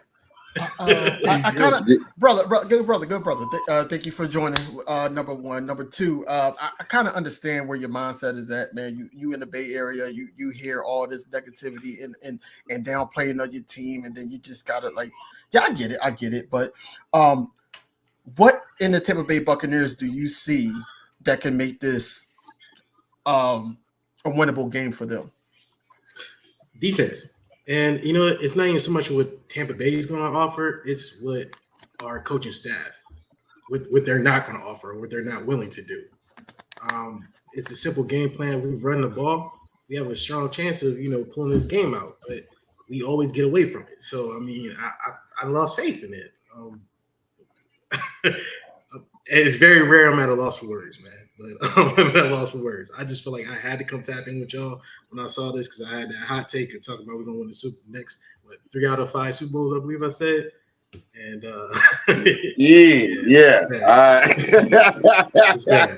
It's bad. Yeah, I remember that one. I was like, ooh. I wanted to jump. I wanted to ride that one with you. So I mean, it's still possible. It's still possible, though. Exactly. You still have a chance, but I highly doubt it, man. OG, what's good with you, brother? What's going on, OG? You see what I just sent you, DV? Yeah, I'm hold up. Hold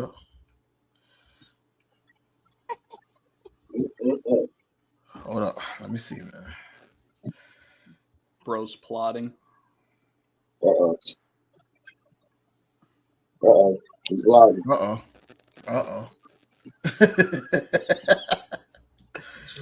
I'm man. just saying, bro. It's possible, right? It anything is possible, man. Anything is possible in the land of Make believe. no, not make believe. No, this was actually facts, man. Look, the last couple times that the Cowboys played the Packers, wasn't too good for They had a Hall of Fame quarterback that they were going against. Let's not forget that either. You mean that brittle guy that's on your roster that played 4 plays this year? He was. Hey, listen, bro. We're talking about the past right now. All right. Yeah, that's what this season was for y'all. The past. You got that right. Yeah, because it's officially over. He ran out with the flag, bro. Right. I can't tell. Oh my god, I need to that's make a standalone video just on my experience from that night alone, bro. That was the hardest highlight of the year. The flag. I said, "Oh, they about to do it." I was out with a. Then he went Peter Griffin. He said, "Ah."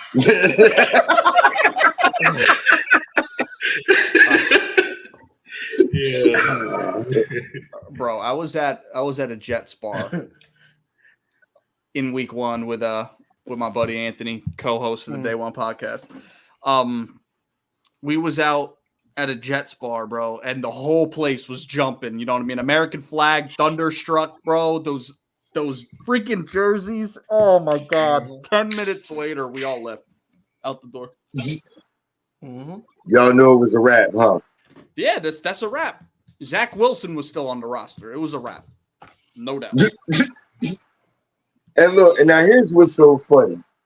When he got drafted before the preseason started, I literally said, Jets would have been better off keeping Sam Darnold because Zach Wilson ain't it. And it was a dude on Twitter that tried to argue me up and down. I said, name me the last BYU quarterback that didn't sit on their ass on the bench for 3.5, 4 years, that got drafted top of the league and came in and did something nice. He said, "Oh, what did you forget, Steve Young?" I said, like I said, that didn't sit on the damn bench for 3, 4 damn years behind one of the greatest quarterbacks to ever step on the field. He sat for 4 years behind Joe Montana, dude. You think he learned something before he ever stepped on the field? You think you're going to draft Zach Wilson and that rookie going to come out of BYU as a rookie and be something? I said, this dude is grade A1 bust. Okay, talk to me in 3 years. I ain't heard a response from that dude yet. We have a habit of drafting players off of mock drafts alone, and we don't draft winners, bro. We draft out of BYU. We drafted Sam Darnold at a USC. Christian Hackenberg was on our fucking roster. Like, they're dude, Zach Wilson should have been Mr. Irrelevant. I won't go that far. Okay, he should have been an undrafted free agent. He should be in the USFL. Let's put it that way. He should be in the Canadian League. He wasn't my choice out of the draft, but he definitely should have been picked in the first round. It just don't work out. Quarterbacks should not have been picked in any round. Quarterbacks and Hall of Fame running backs go to die with the Jets. Yeah, I thought y'all was gonna go for Kirk Cousins in the trade on the trading deadline. The money wouldn't have worked. I mean, Josh Dobbs would have been cool, but I mean, cool 9-8, barely missed the playoffs. Like that would have been that might have been more painful than just accepting the inevitable that we were not. Could have limped across the line, and maybe A-Rod came back and did what he had to do. I don't know, but I felt bad for you. I ain't gonna lie. Yeah, that shouldn't do. A big simple.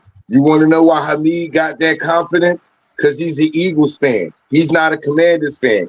He knows what it feels like to be confident. His team's made it to the playoff. His team's been in a championship game since 1992. Yeah, I love Stu. He stays talking spicy, man. I love it. Simple know this is coming for me. Simple know it's coming for me. His playoff revenge. Miss Ash, I agree. I think Jalen Hurts should get his playoff revenge this game, especially after that first playoff game he played in the league. I think that we're gonna see what we've been talking about all video, basically Jalen Hurts' leadership. I think he's going to lead by example, and he's going to rally his guys to play behind him and play for him and play for this team. You know, because it's one and done after this, and nobody, just like Slay said, nobody wants to go to Cancun. So look, everybody got to rally behind him, man. I just don't see it. You are who you are at this point in the year. Nothing's going to change just because you're going into the playoffs. That'd be downer, bro. Like, I mean, it's facts. I mean, it's facts. Like he's a Jets fan. He has no choice but to be a Debbie Downer. Misery enjoys company. Facts. Like seriously, he's been a Debbie Downer his entire football life. They have had nothing great to cheer for since Mark Sanchez took him. Since Mark Sanchez took him to back-to-back AFC Championships games, they have had nothing to cheer for. They had something to cheer for 4 plays this year, and it went out the window again. So of course he's a Debbie Downer. He has no hope. I mean, it's not even like that. I mean, I ain't even trying to.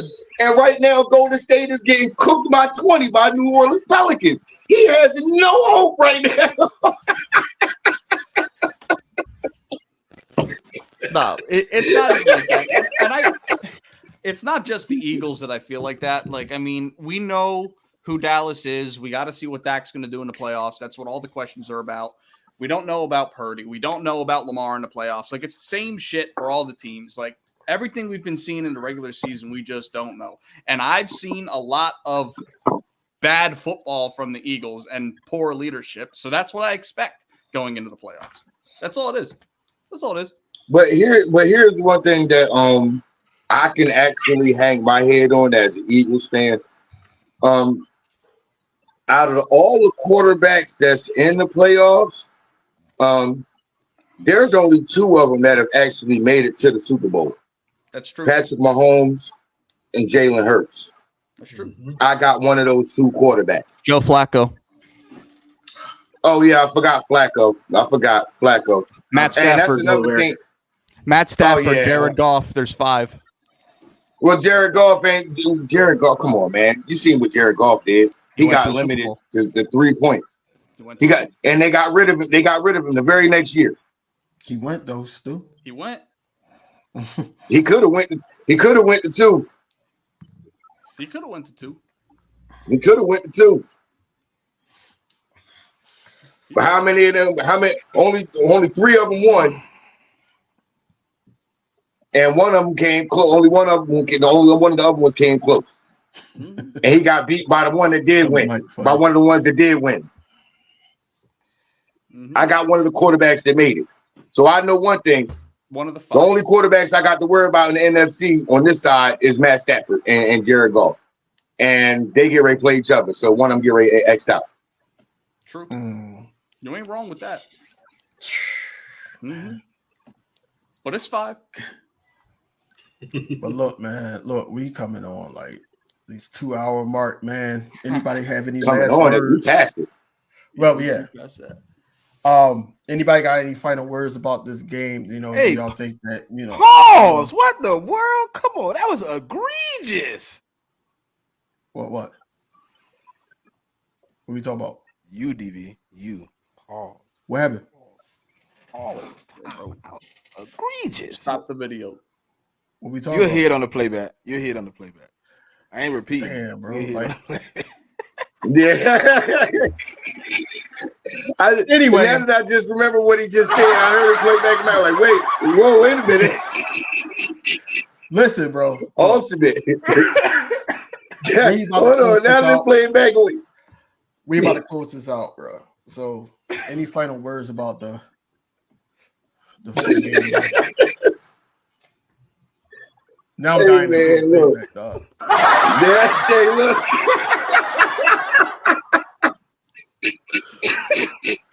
Y'all finally got That's- it's cool. That's Hey, bad. I don't know who else When- heard when it, you- but that was egregious. Look, it just played back in my head, and I was like, wait a minute, hold on.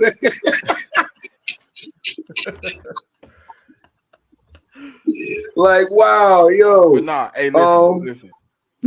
Real talk. For the Buccaneers game, man, if we can run the ball, if we can be successful in the run game, we can stay ahead of the sticks. If we keep their offense off the field, if we can alleviate some of the pressure that they're gonna bring, I like our chances, man. And I've seen us do it before, so I know we have the opportunity to accomplish it. But at this point right here, man, they're just gonna have to step up, put their shoes and their pants on like grown men, and get out there and fight. At this point, we ain't really got much to argue about, but that they're gonna have to show us what we know the Philadelphia Eagles made of, man. And with that being said, man, fly Eagles fly. Hey. Mm-hmm.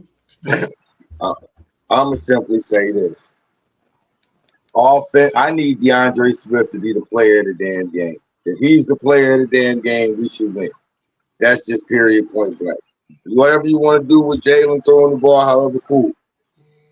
DeAndre Swift needs to be the player of the game. Offensively. Defensively, make some kind of effort to cover the middle of the damn field. Jesus Christ. We just keep getting beat over the middle of the field all year. That's how all of this catch and run stuff happened with us, because we just leave the middle of the field wide open. Stop giving up the insides. Pause. Hey, before we go, hold on. Before we go, hey, y'all gotta tune in tomorrow, man. 7:00. Me, DV, we back at it, man. It's part 1. I forgot to tell y'all at the beginning of the show. This part 1. Tomorrow is part 2. Philly 500. Back again, man. We're gonna talk about the state of the Eagles going into the playoffs, man. We're gonna get down to the nitty-gritty, man. 7:00 tomorrow, man. It's already posted. So if you on one of the channels, all you gotta do is scroll down through the feed, live feed, click the notify, you won't miss it. Ready, Red, go grab a drink and sit down in the corner, man. Illis, what's your final word, man? Pretty much in the echo. Like you said, we just got to pound the rock,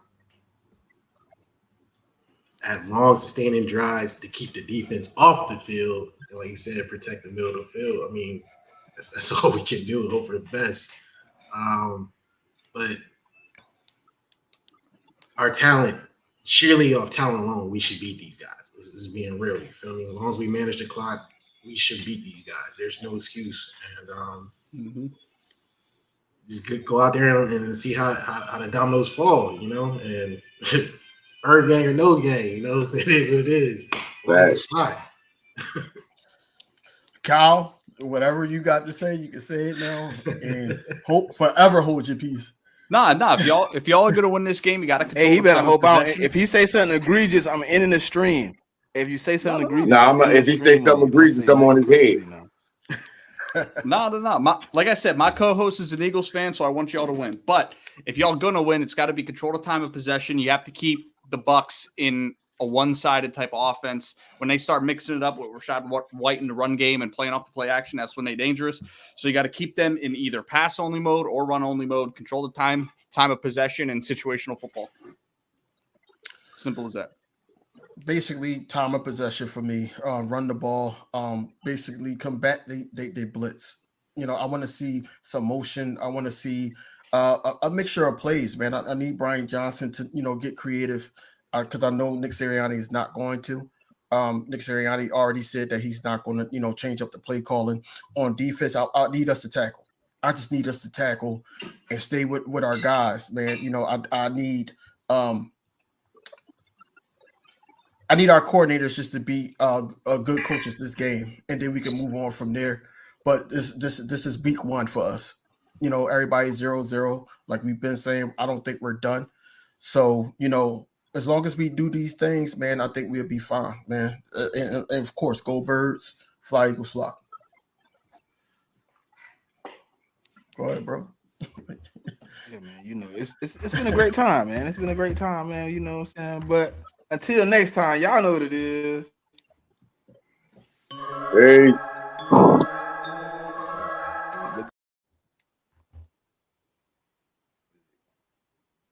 We just